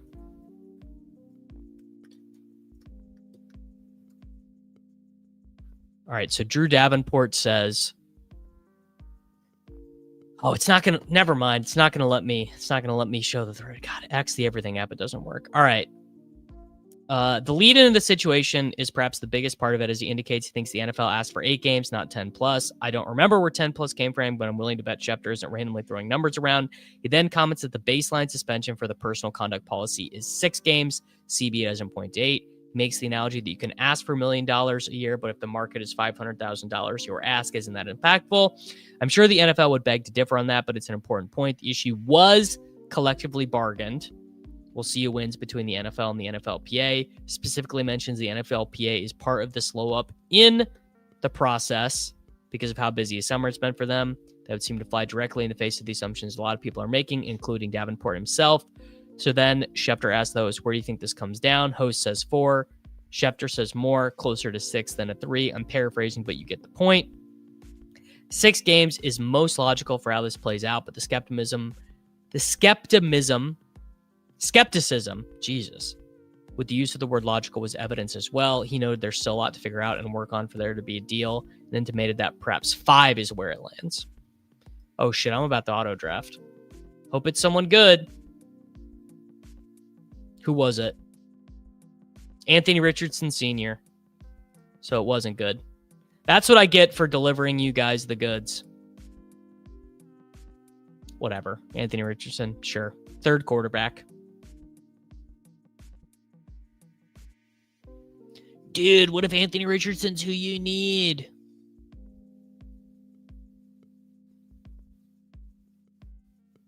This is a crazy take. Prime Nick Chubb was not better than Derrick Henry. There you go, dude. It was a down stack.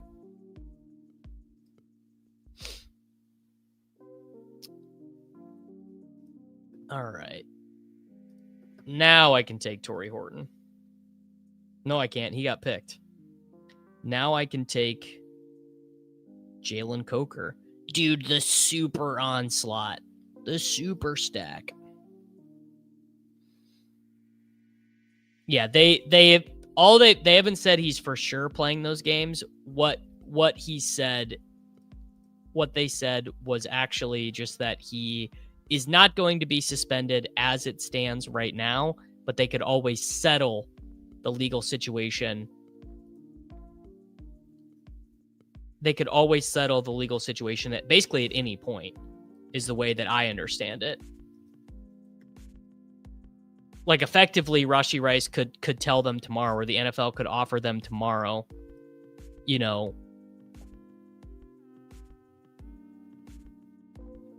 6 games, and he says okay. Rashee, he won't be getting 10 games. 10 games is insane. Winning $1 million on an auto pick because I'm reading a Drew Davenport legal thread would be really good. Yeah, I mean, I think all the evidence indicates is that Rashee Rice and the Chiefs are not going to accept just some random penalty that is not a part of the entire thing.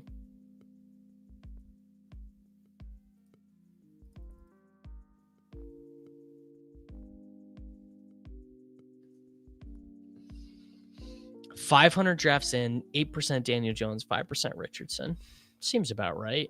I mean, the suspension, the suspension is going to start whenever this is all done. Whenever it is all accepted.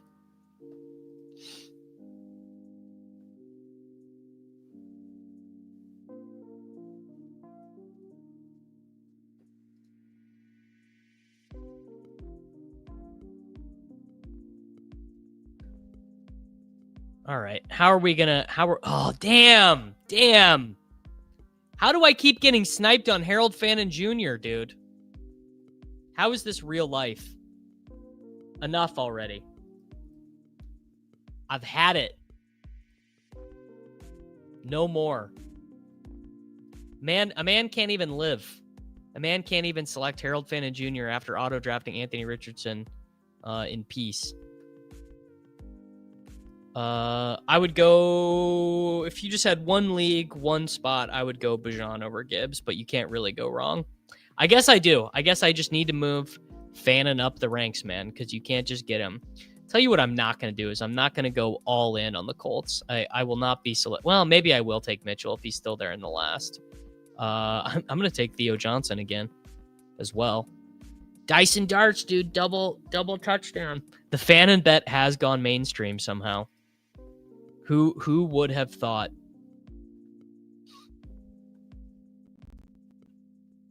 All right. There we go. Theo Johnson.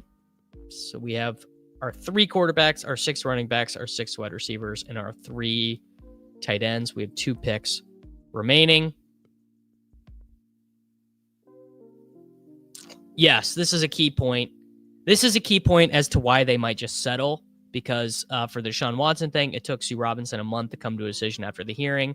If Rice starts his suspension week 9 or so, it gets super dicey. Well, the real life reason is that it gets dicey for the real life playoffs for the Kansas City Chiefs. So that's why there could be a settlement. Yes, I do indeed have rankings. I do have an entire draft guide.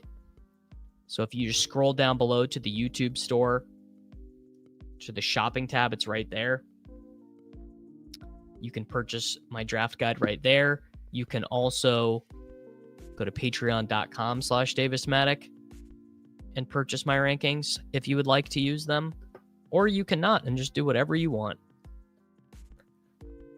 You know what? Here you go. How about this, boys? Slurp some Terp.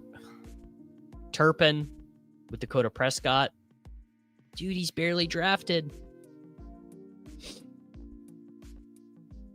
I guess, honestly, it could be it. The people are trying to get some Browns exposure after fading it all summer due to the uncertainty. That could be pretty real. The Chirperino. Ty Felton doesn't get any love as a final round pick because the team doesn't want to play him. And I drafted Ty Felton at the beginning of the offseason, but he is going to be having a redshirt year for the Minnesota Vikings. And that's okay.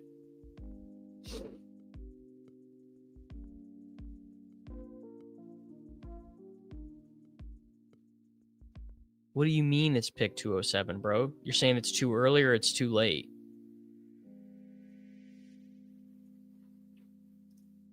I don't know what you mean. How do I purchase just the rankings for the draft? You can go purchase the draft guide. There is a link to the draft guide in the video that you're watching and at that link that I put in the chat. Literally the screen that you're looking at. So if you just go to the screen and you go, just click shop. It's in the shop right there. If you just go all products, it's right there. 2025 fantasy football answer sheet. Is that true for Felton? Didn't know that. Yeah, Naylor is ahead of him. It sounded like Lucky Jackson is also ahead of him. I was drafting Felton and I had to stop drafting him because it was over. Many such cases. All right, what's our is our final pick just going to be AD Mitchell? I guess it probably will be. Which is, you know, look, dude, anytime you can do a triple stack of Anthony Richardson, who got benched for Daniel Jones. I mean, God, imagine how bad you have to be to get benched for Daniel Jones and then win Davis Maddock $1 million. True life. I can't stop clicking Adonai Mitchell. You're not alone. Lucky Jackson. That's his name. Lucky Jackson. Imagine when it's Riley Leonard starting against the Jacksonville Jaguars in week 17. Ugh, goodness gracious. Mitchell, I mean, I feel like Mitchell is always good in camp. I mean, I cannot imagine not having 25% Adonai Mitchell on DraftKings.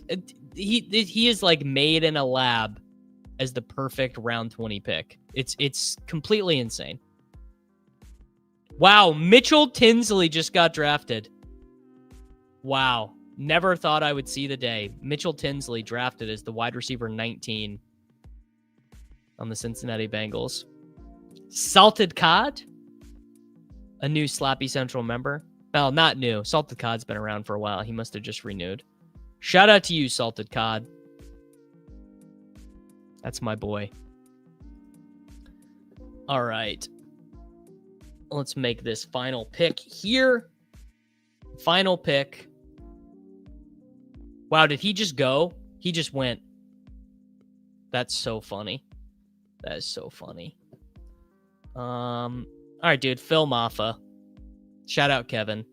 Final team, Dak Prescott, Jahmyr Gibbs, Tony Pollard, T. Higgins, Tedderoy McMillan, George Pickens, Brock Bowers, Stephon Diggs, Zach Charbonnet, Josh Downs, Cam Scatteraboo, Bryce Young, Byshell Tuten, Isaac Urendo, Jatavian Sanders, Anthony Richardson Sr., Jalen Coker, Theo Johnson, Kavonte Turpin, and Phil Maffa.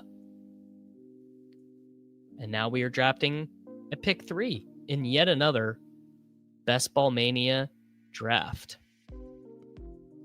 With my first chat as a renewed member, I gotta say, don't go broke on the Fan Bet. Ooh, no, I did not know there was a new cola flavored bum energy, but I will be getting that.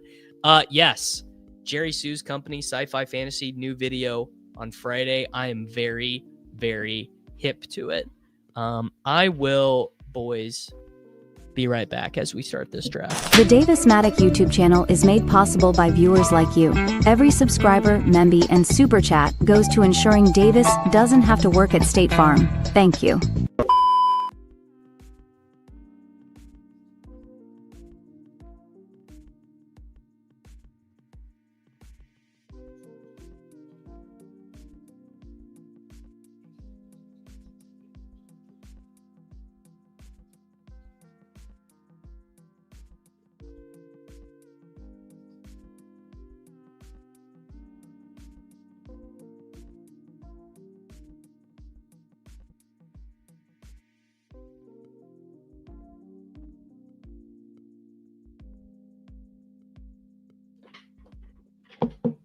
Let's see who my rankings gave me as I auto. Hey, Gibbs! Perfect. That's who I wanted anyways. I just didn't take him.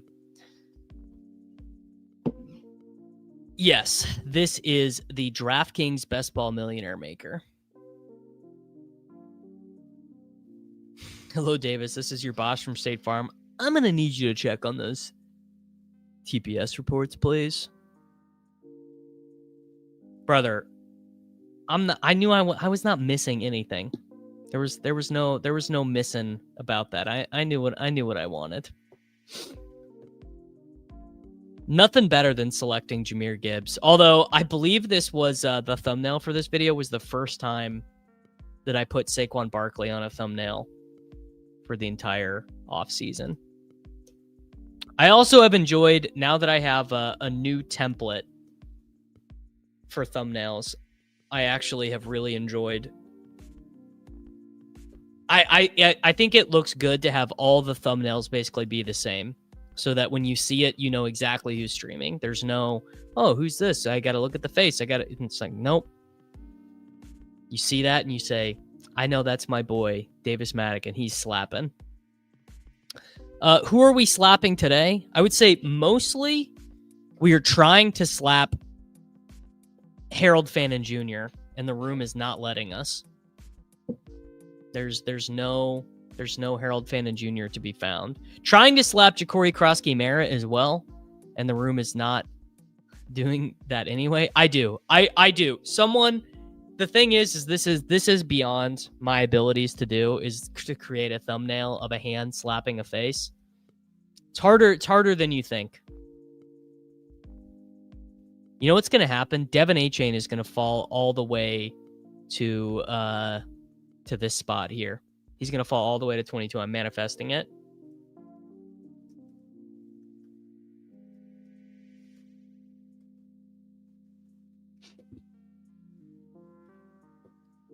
Any pick six advice? I've not looked.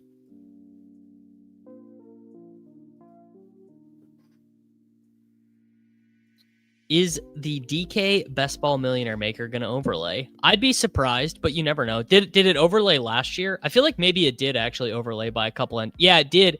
Actually, it did last year, and there were wild card entries. So what happens when the contest overlays is that additional teams advance to the playoff rounds to keep all the numbers the same. It has never filled. There you go. It's never filled. Works as a little bit of an advertisement tool for them.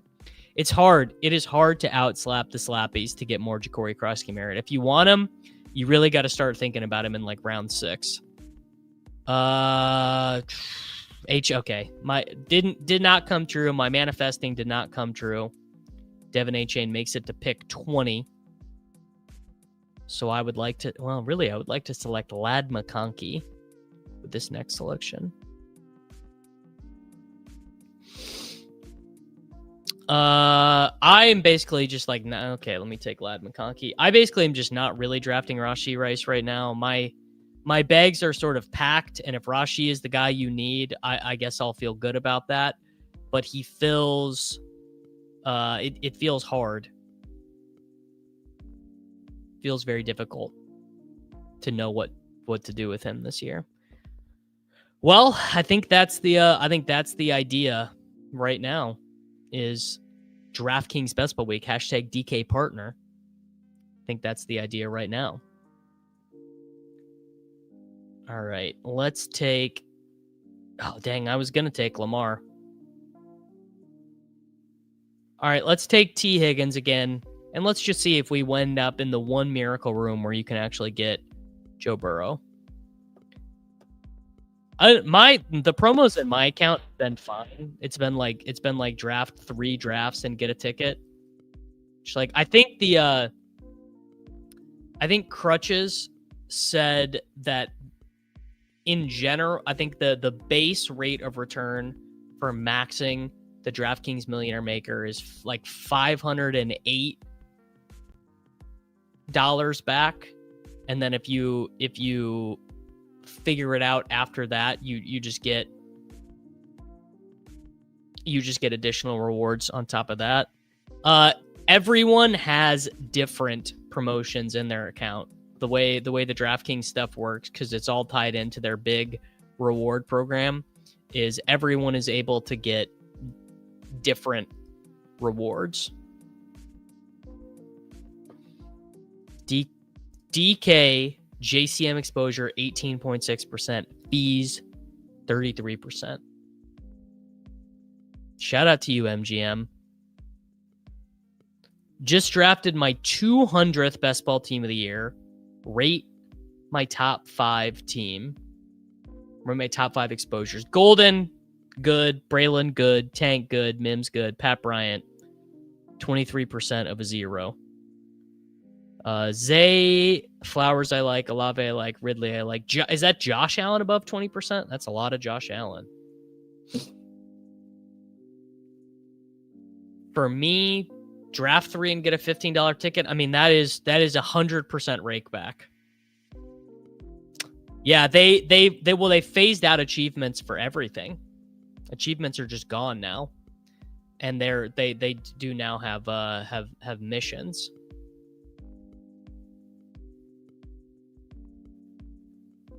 Oh, Keenan above 20 is good. For not changing anything about his process. Is Jacob the fantasy football version of an election denier? I would honestly say the opposite. I would say Jacob is a man of science, not letting 1 year of weird results change what is an undeniably good process. Right?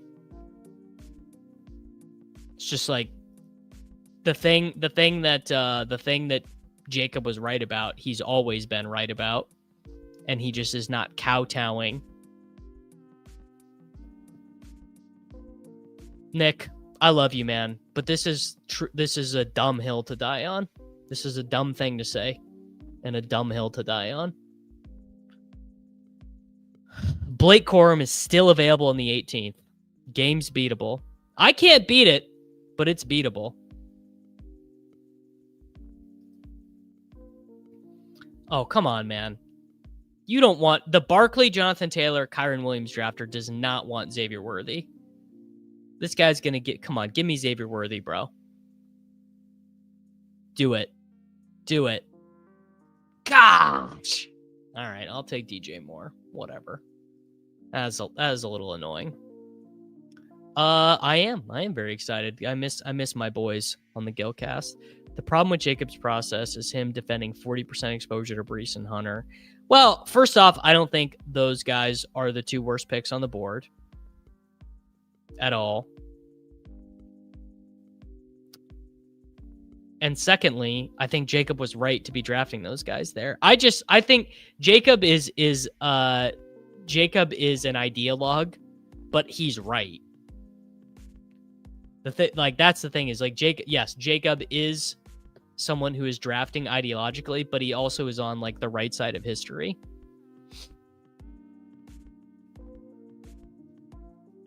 All right, come on. Now give me Breece, dude. Give me something good. Jahmyr Gibbs, Lad McConkey, T. Higgins, DJ Moore. Now just come on. Give me let's go. Jahmyr Gibbs, Breece Hall, Lad McConkey, T. Higgins, DJ Moore. Freaking cruising out here, dude. Nick, dude, I'm telling you, this is crazy. This is literally crazy.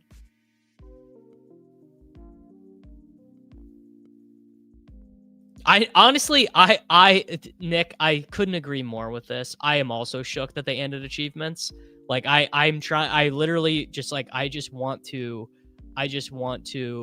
enter into a contest every single day for my, like, it's going to be sad for me when I get my final Major League Baseball my final Major League Baseball like Iron Man achievement, and there's no more Iron Man on DraftKings anymore. That is gonna bum me out. Jacob is the Zoran Mamdani of fantasy football analysts. He is. All right. Gibbs, Ladd, T, DJ Moore, and Breece Hall. You absolutely love to see it. I don't assume it's official, but if you go look at your achievements tab There isn't any for NFL. There isn't any for best ball. There isn't any for soccer. So I assume that they're just ending it for the ones they've already started. Like the one, like baseball, they're not going to axe it in the middle, but it's going to be the end.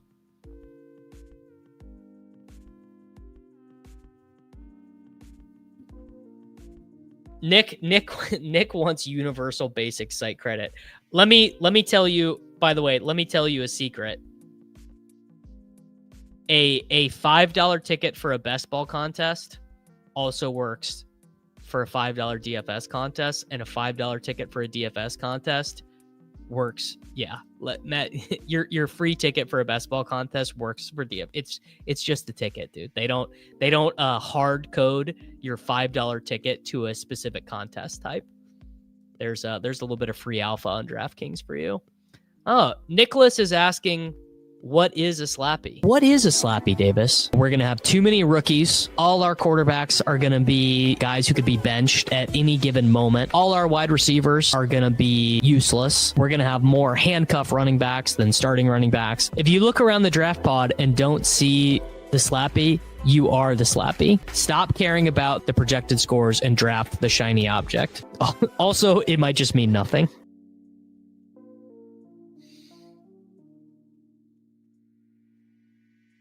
I don't even know what this means. I just joined. Can you restart? Doesn't restart the entire stream, bro? I don't think I can do that. All right. Dang. Okay. Pollard went. Pacheco is still there. If we want to do that, Hunter is actually still there. How is Travis Hunter still there? Aaron Jones at 66. I guess anything can happen, man. When you were drafting these DraftKings drafts, literally anything can happen. And I guess you just vibe with it. Dang. All right. Okay. Let's do golden on this one. I don't know. I just didn't feel like taking digs. I took digs on the last one. Can we get a draft? Will you play around on the golf sim? I honestly, I am still working out how to involve golf and skateboarding into edited videos on the channel. This is something I would really like to do this off season. So like, obviously things are insane. Like football is 15 days away. Season's about to happen, like everything's about to get insane, but some kind of edited video is going to be taking place relatively soon.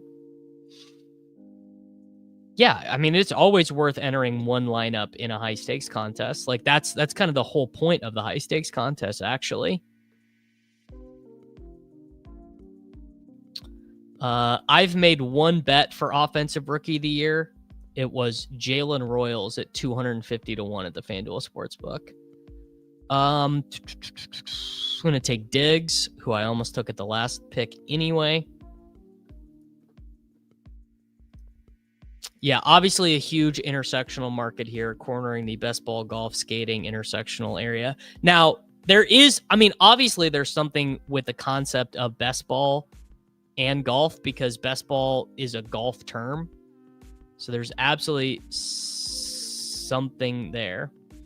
No, I'm not. I'm not using a lighter grip. I'm not keeping my back knee bent. And I am setting up in an athletic position a little bit better. I went to the range yesterday and just had a miserable time. Just like truly just horrible, hating every swing. You know, I'm trying this, I'm trying that. I'm bending my knees more. I'm pulling my shoulders back. I'm just horrible, man. I think I honestly have just landed at the fact that I am never going to be a good golfer. I think I'm just going to max out as a 15 handicap with a good short game and just accept that is what it is. 15 handicap with a good short game is fine. Most people are never going to shoot 85 in their life. I can shoot 85 any day, really.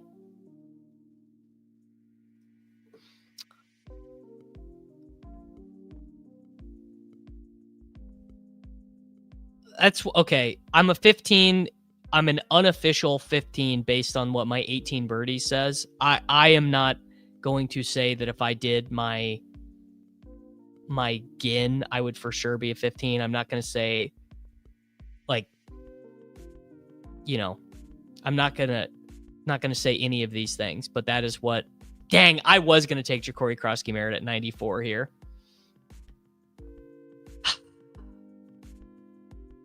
Is that not how you say it?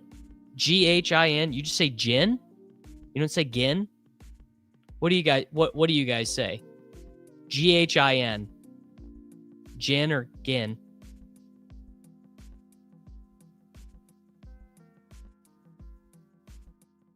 I guess I said it wrong. Ah, okay. Gin like the drink. All right. Whatever.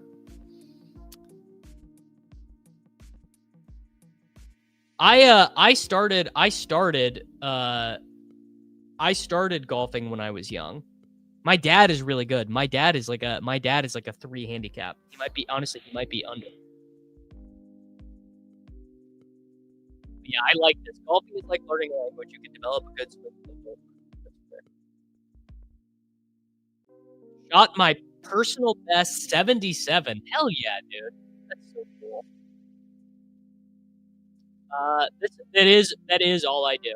When I go to the range, I don't even bring my other stuff out. I just hit a 7-iron. And if I told you guys how far my 7-iron went, you'd be like, Davis, you really should just quit because there's actually no point in doing this anymore. All right. What do I do here? What is Caleb Williams' ADP relative? Okay, so I'm actually gonna do. You guys are gonna hate this. I'm gonna take Loveland first, and then try and push Caleb Williams around. I would say this is probably true. It says I'm a 12.9 on 18 birdies. I would say I'm a 15 on 18 birdies, and I'm probably closer to an 18.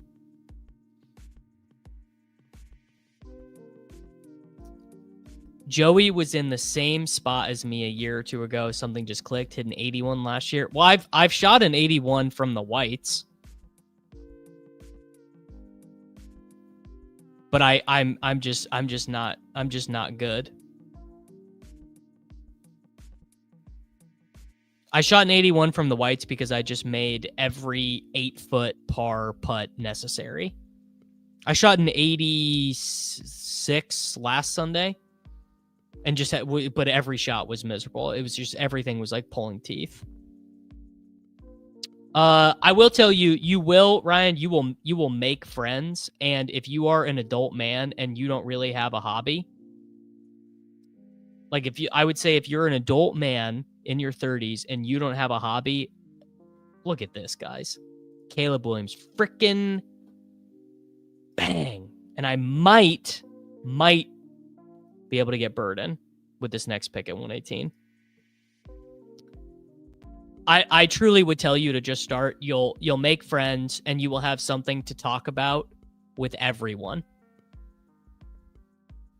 Like, I meet a new guy, I meet my wife's friends, husbands, or boyfriends. Like, you always have something to talk about because so many guys in their 30s and 40s golf. Well, yes. So obviously this is true. Not enough people play forward. I always play the whites when I'm by myself. But I hit the ball so short that even like a 400-yard par 4, I'm not able to get to the green in 2 most of the time.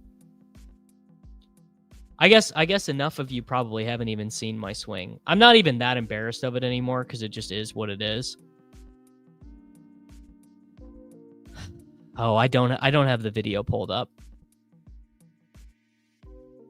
Or I don't have it saved on my computer. Yeah, you meet a lot of people because you get paired with people. Wow, shot an 85 yesterday. Hell yeah, brother.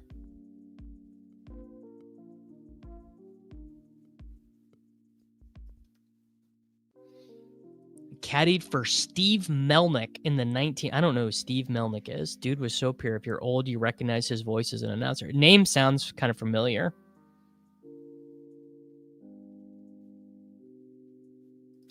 I mean, Rusty, yes, I can and have, but I not with any, like, my drives do not go that far. And my second shot does not go that far. Like I legitimately hit my 7-iron like 140 yards. Just not much you can. But so the real issue is that I also there's no difference in distance between my 7-iron and my 3 hybrid because of the way that I hit the ball. It's just straight up. It's just a bad swing. I have looked into it. There is no way that I'm gonna buy clubs before I have a child.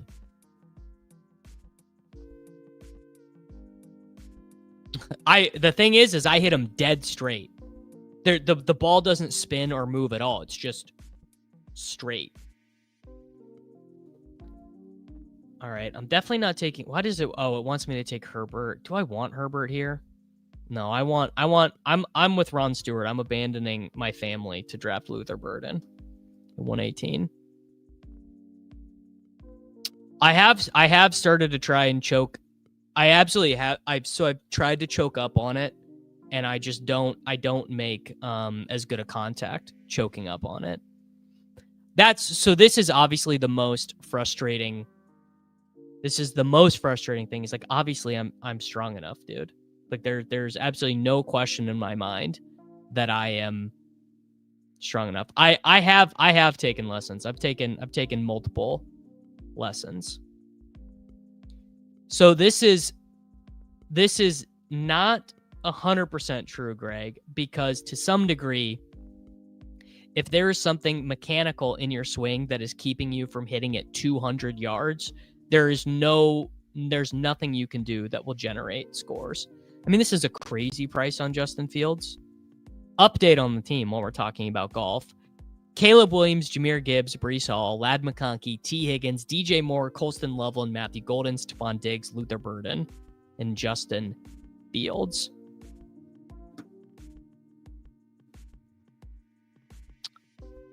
No, let me hear.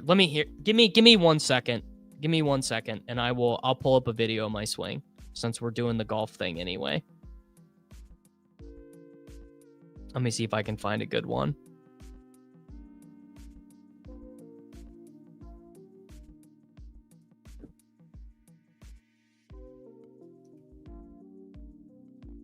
If I have a good one, I can pull it up real quick. I do have a casting issue, I believe is what they call it. Okay, here. I'll airdrop this to myself.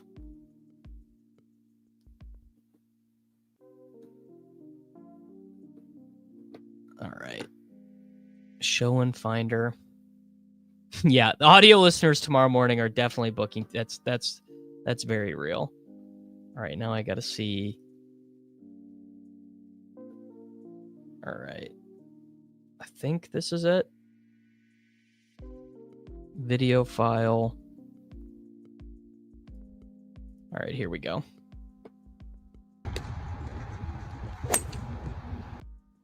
There, I can slow it down.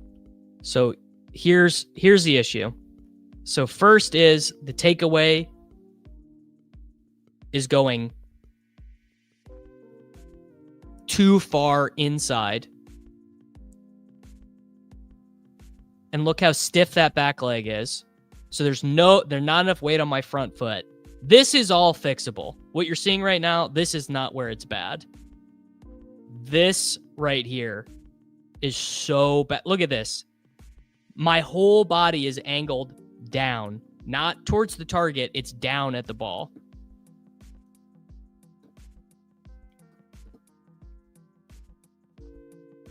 Just miserable. And then bad, so bad. Oh God, it's so bad. Look at that, dude. You have no chance. If this is how you're approaching the ball, you got no chance, man. None. Yeah, it's all arms. It's all arms. It's really bad. That was the same video because the one I had, I took one yesterday, but it was not at a good angle. It was just so I could see it. Yeah. Yes. All right. I gotta take a running back here. The kick wants me to take a quarterback, but I gotta take a running back here. Do we do Tootin? You know what? We have Teagans. Let's actually take Trey Benson, a guy I have like none of, and then maybe we can get Tootin coming back around. Not really. No. I mean, I played a lot. Soccer was my primary sport growing up. Well, keep in mind, I was from the Blues. I'm going to take Tootin here too, not Ayuk. So now we have a 2-4-6-1 with Loveland. Someone remind me to take Harold Fannin Jr. on this team. Yeah, super stiff, and I don't know really how to do that. So I have tried changing my grip, but then I mean, of course, this is classic stuff. You change your grip and then you can't hit the ball. You change your grip and you start hitting on top of the ball, and then you start hitting. Yeah. Thank you. Yes. I mean, I will say I play more golf than I hit off mats. I actually don't hit off mats that often.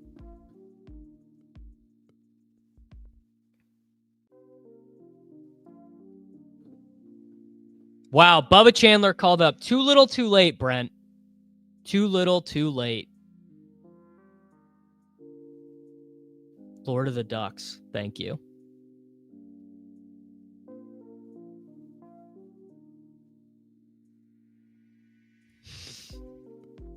I didn't tell you that I couldn't do the show today because I was a DK partner. I told you exactly what it was, which is that Karain needs me at the time that you need me. Liam, in 20 minutes, I'm recording a video with Neil. I thought you were supposed to be teaching the future children of America, Liam. Are you on your phone right now instead of teaching the future children of America?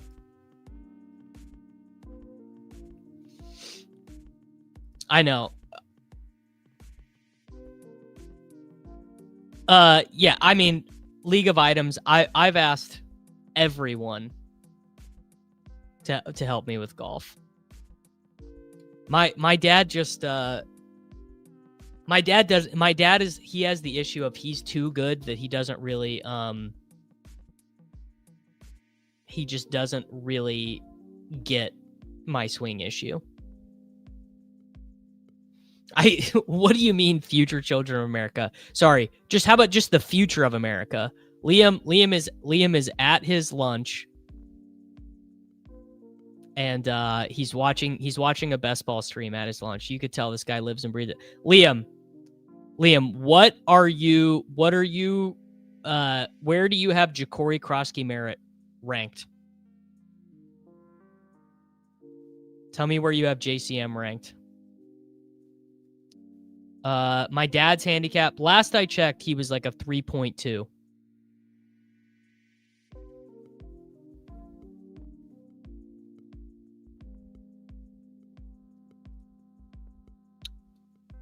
The thing about me is I just I hate being bad at stuff, Eddie. That's why I keep drafting best ball teams even harder. All right. I don't really want to take Hunter Henry on this team either. Just feels like I take a lot of Hunter Henry.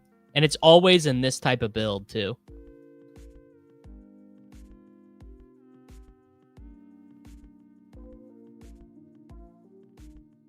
All right.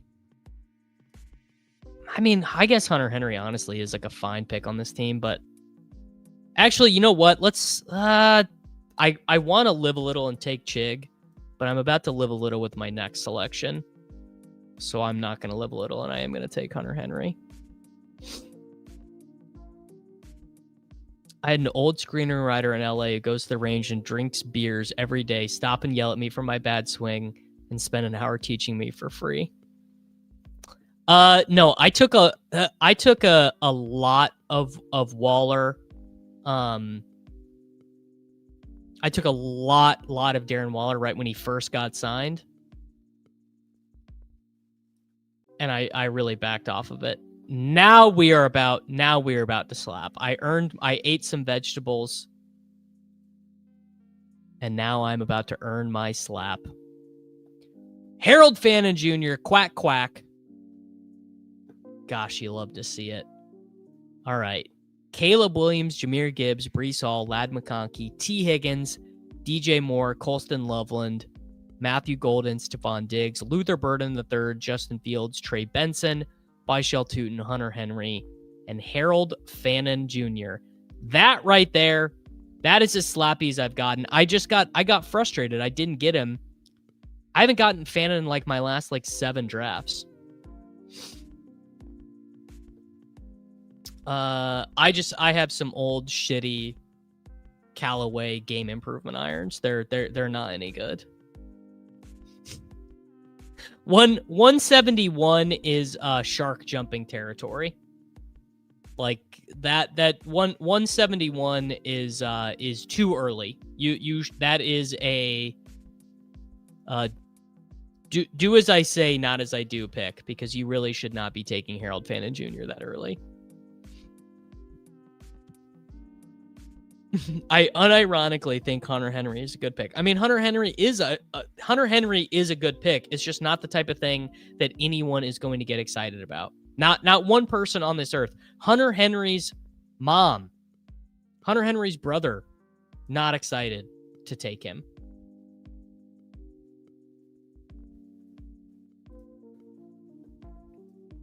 All right, how should we close this one out? We are definitely behind at running back. I feel like I can maybe get away with just 7 wide receivers on this team.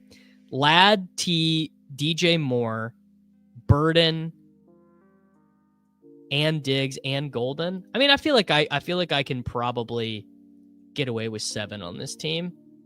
I do need a third quarterback though. Are there any available?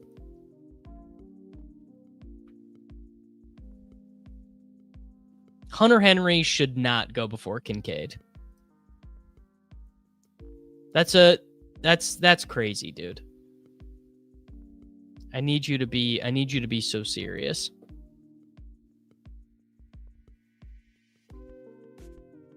All right. Giddens definitely a pick here. Golly, running back got thin. This all got thin pretty quick.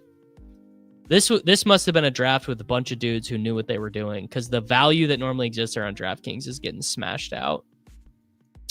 I don't believe that I am on the Leone ship chasing main. No. I think Pete sent me all the dates of the ones that he needs me for, and I don't believe that one was on there. All right. You know what? Actually, Corum is a good one on this one. Let's do Blake Corum. Corum feels like the most free roll pick imaginable.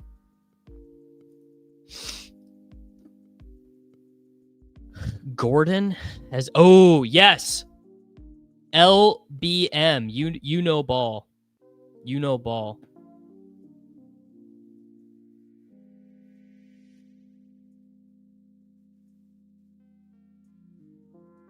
Come on, dude. I need to get hip to Ollie Gordon. That's actually a guy I just need to like actually move up in my ranks a ton.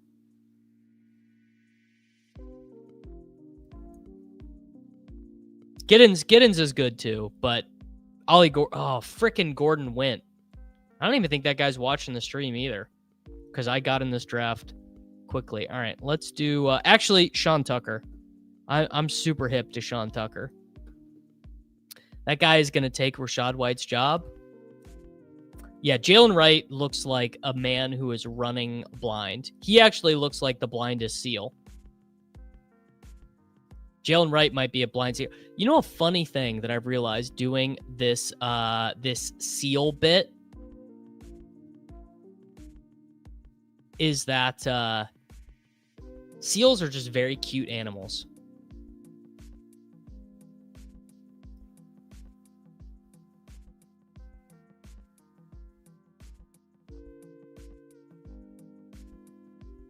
How excited would we be in 2023 if we knew Ollie Gordon II was drafted by Miami? I would have assumed it was a first-round pick.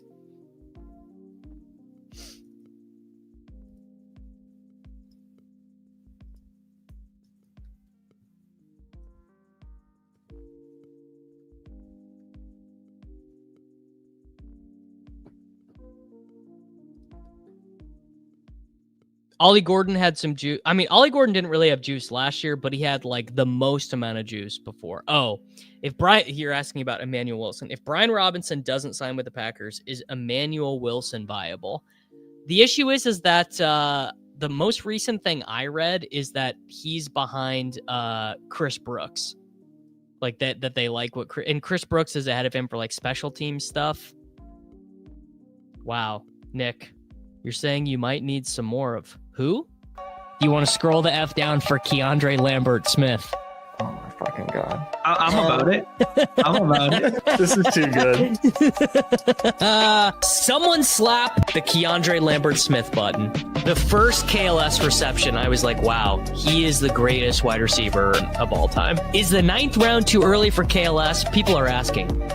4.37 40, played at Auburn. This is Darius Slayton vibes. My thesis is at least not that he is Jerry Rice's kid. Honestly, this is one of the wisest words I've ever heard stated in a YouTube best ball fantasy football chat room, which is that Ollie is low-key the guy you should be drafting above ADP right now while everyone is distracted by JCM. That is 100% real. Literally could not be more accurate. Sterling Shepard to Galbrain for me because he's got too much pressure on his playing time. People are the Chris Rodriguez right wing slappies are legion. Brian Robinson does not feel like a Miami Dolphins ad to me at this. I don't know. It feels like to me like Brian Robinson might just be cooked, dude. Wow. I've got some news for you. Trey Lance was once a 6th round pick in fantasy football. I don't think that JCM is the worst pick in fantasy football history. I'm gonna guess Trey Lance in the 6th was pretty bad.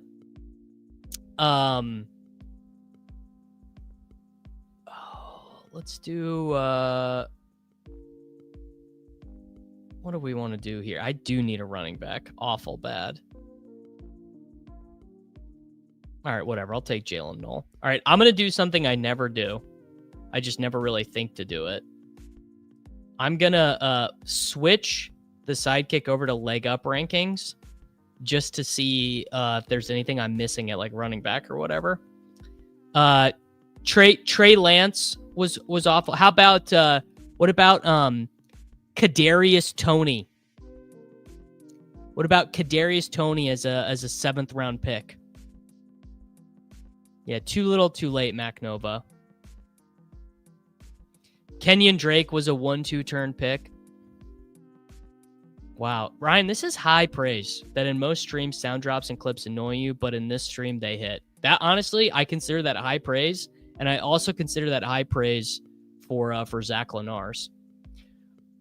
Did I just load in Leon's rankings? Why is it telling me to take Noah Fant right now? All right, I'll take Kendre Miller. I go like none of this guy. I need Sacrilegious or Shady or Karain. I need one of you guys. What is going on? How did I just get the name Noah Fant recommended to me when I switched to the leg up rankings? I'm not having it.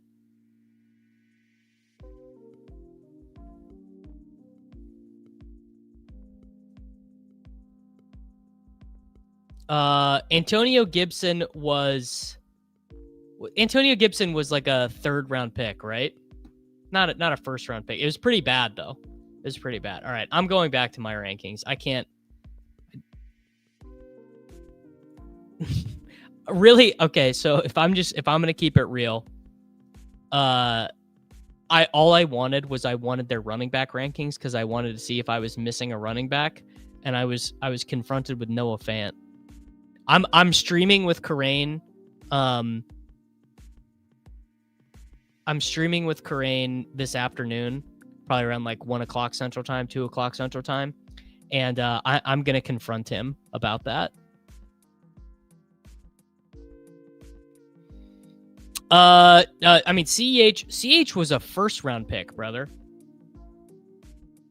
Clyde Edwards-Helaire was a 1st round pick in fantasy football. I would assume the reason we have not heard about Chimere DK is that he is just a special teams player.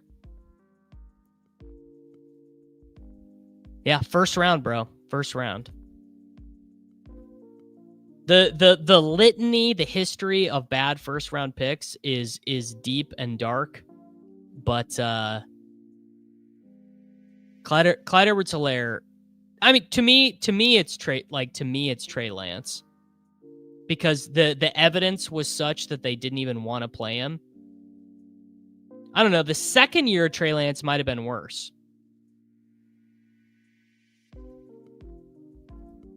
All right. One final pick on a team with Jahmyr Gibbs, Ladd McConkey, T. Higgins, DJ Moore, Breece Hall, Matthew Golden, Stephon Diggs, Colston Loveland, Caleb Williams, Luther Burden, Justin Fields, Trey Benson, Mike Two, Hunter Henry, Harold Bannon, Blake Corum, Sean Tucker, Jalen Hall, and give it to 773. There really is not any quarterback unless I want to take Shock. There actually is a running back I want to take, and I think he's available. Yeah, he is. I'm gonna take Jordan James or Tyler Shuck.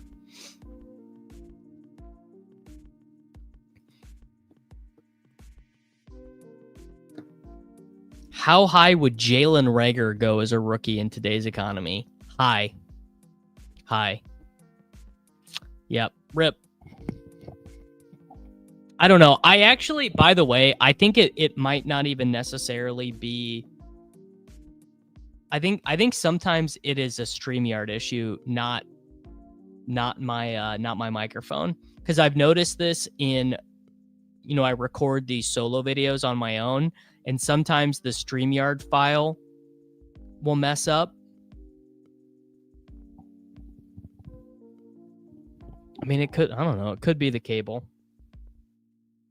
So I do notice, like, sometimes on the really long streams, though, it happens, because I notice that even when I do the pre-recorded videos, but it never happens when I use like my native software.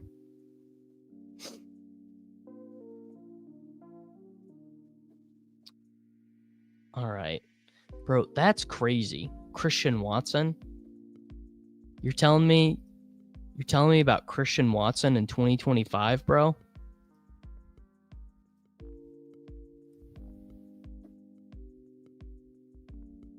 All right. You guys want Shuck? Did they both go?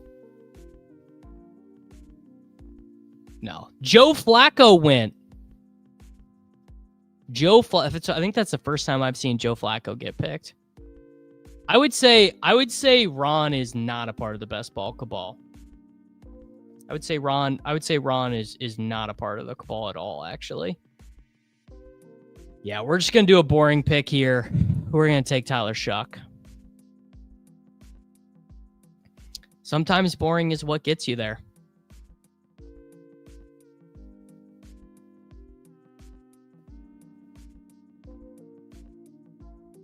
Come on. I'm not going to get sniped, dude. I am not an Efton Chisholm drafter. You got to go to Nick for that. Tyler Shuck. All right. A 3-7-7-3. Caleb Williams, Jahmyr Gibbs, Breece Hall, Ladd McConkey, T. Higgins, DJ Moore, Colston Loveland, Matthew Golden, Stephon Diggs, Luther Burden, Justin Fields, Trey Benson, Byshell Tootin, Hunter Henry, Harold Fannin Jr., Blake Corum, Sean Tucker, Jalen Knoll, Kendre Miller, Tyler Shuck. If you could know the order, the 10-player ADP grouping finished in fantasy points, that is too confusing, Dylan. Too confusing. You have to simplify that for me. I don't have Milrow ranked. If I won BBM, I would be most happy to have Brashard Smith as my 18th round pick.